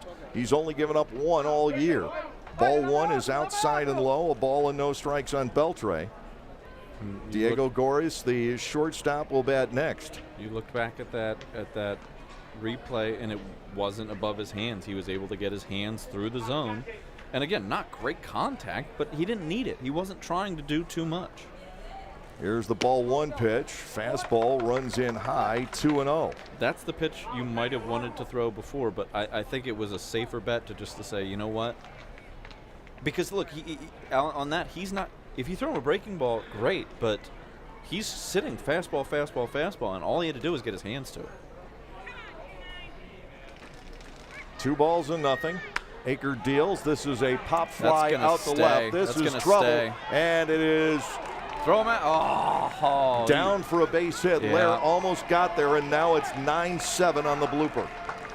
And that's 1 to left, 1 to right. Like, they're not hard hit, but when you have that break, when you threw the breaking ball to the backstop, you can kind of start sitting a little bit more fastball. And that pop fly out the left field. Lair sprinting back for all he was worth. Couldn't quite get there. If he would have fielded that couldn't get cleanly over on the ground, on the bounce, I think you got a real good shot to throw him out at home. So it's 9-7. Here is Diego Goris, and the Barnstormers now will need to score 2 runs off a very, very tough lefty. And nobody's done that in the 9th inning. That he's also out there for a 2nd inning. Yeah. We'll see if things change.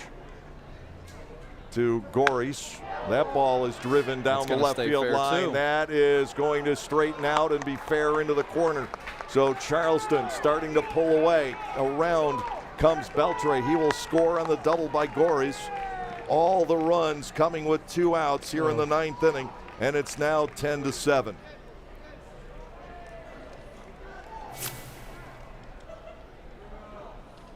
Oh, they are just using the lines to perfection.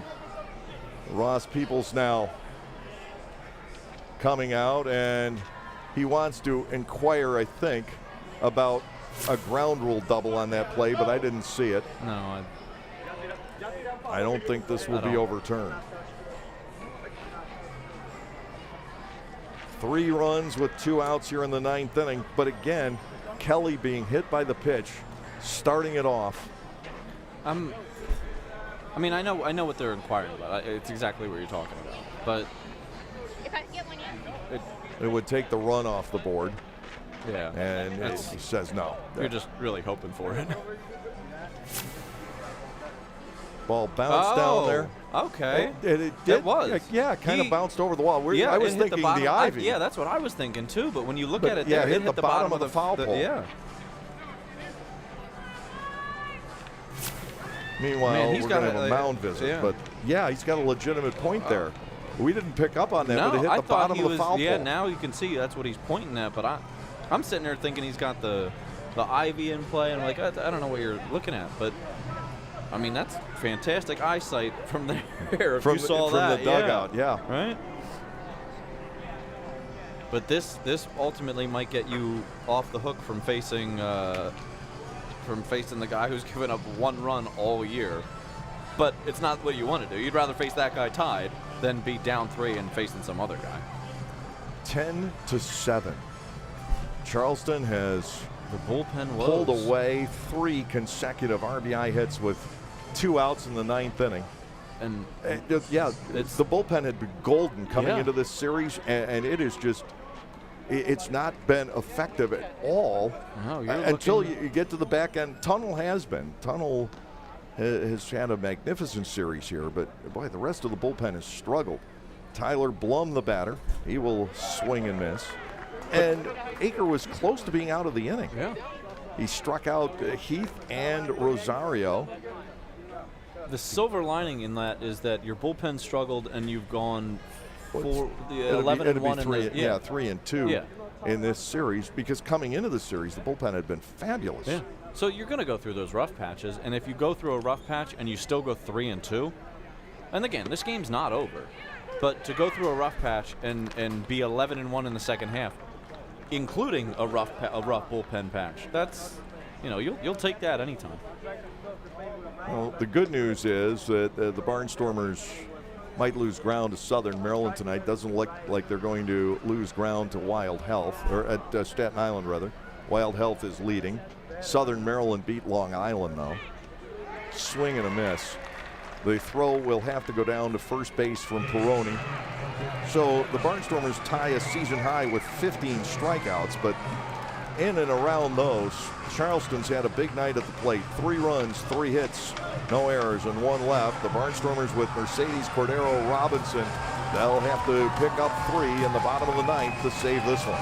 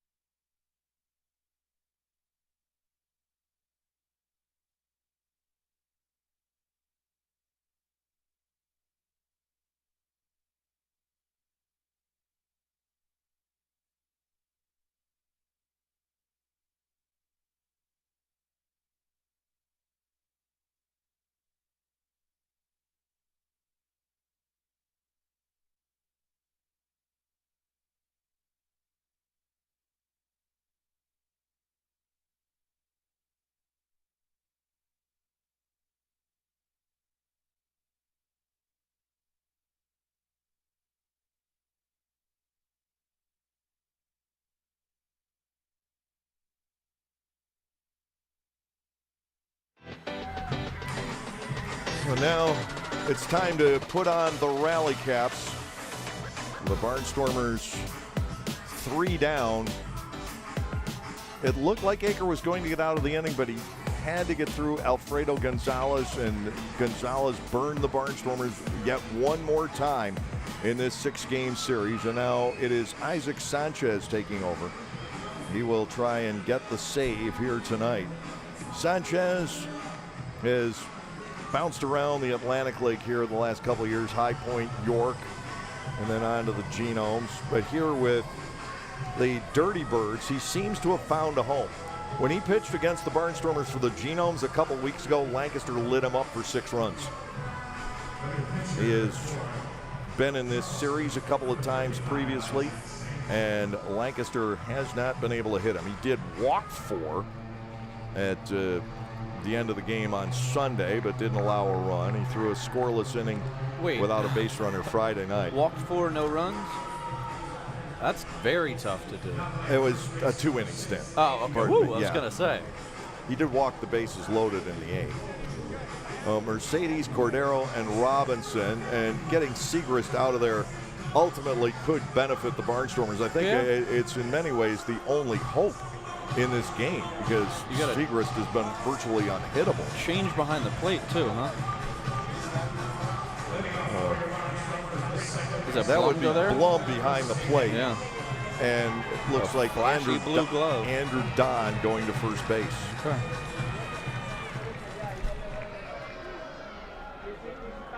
Here's Mercedes. 1 for 4 with a 3-run homer back in the 4th inning. Sanchez fires a strike. It's 0-1. Back when the Barnstormers, again, looked like they were going to cruise in the game. But, man, they just can't shut down Charleston in the middle innings. And tonight it's continued through the latter stages of the ball game. Grounded foul pass, Ross Peoples. It is 0-2. And believe me, the Barnstormers, Ross knows he needs more than 9 guys. He knows this situation is not good. And this fast start is kind of living on borrowed time. He knows. He watched it last year. It can only serve to grind you down.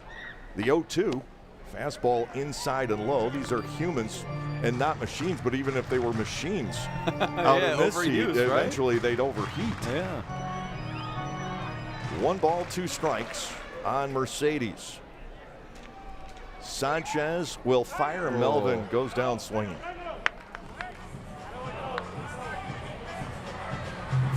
That's 1 out here in this 9th inning. Mercedes doing something. You don't see him do that very often. No, Cordero, 2 for 4, stepping in.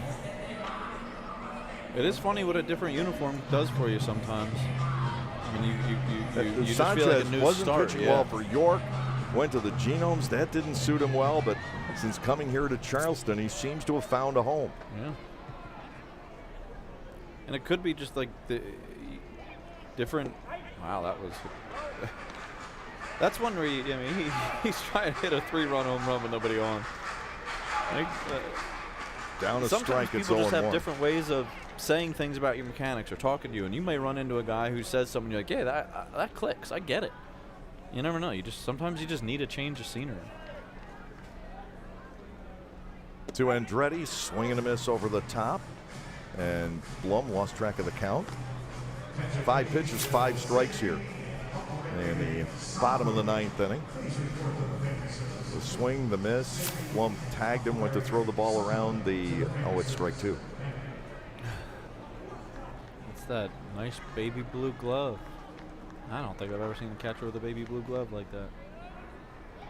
0-2 pitch. This time Andretti stays away from it. Ball 1 and 2 strikes.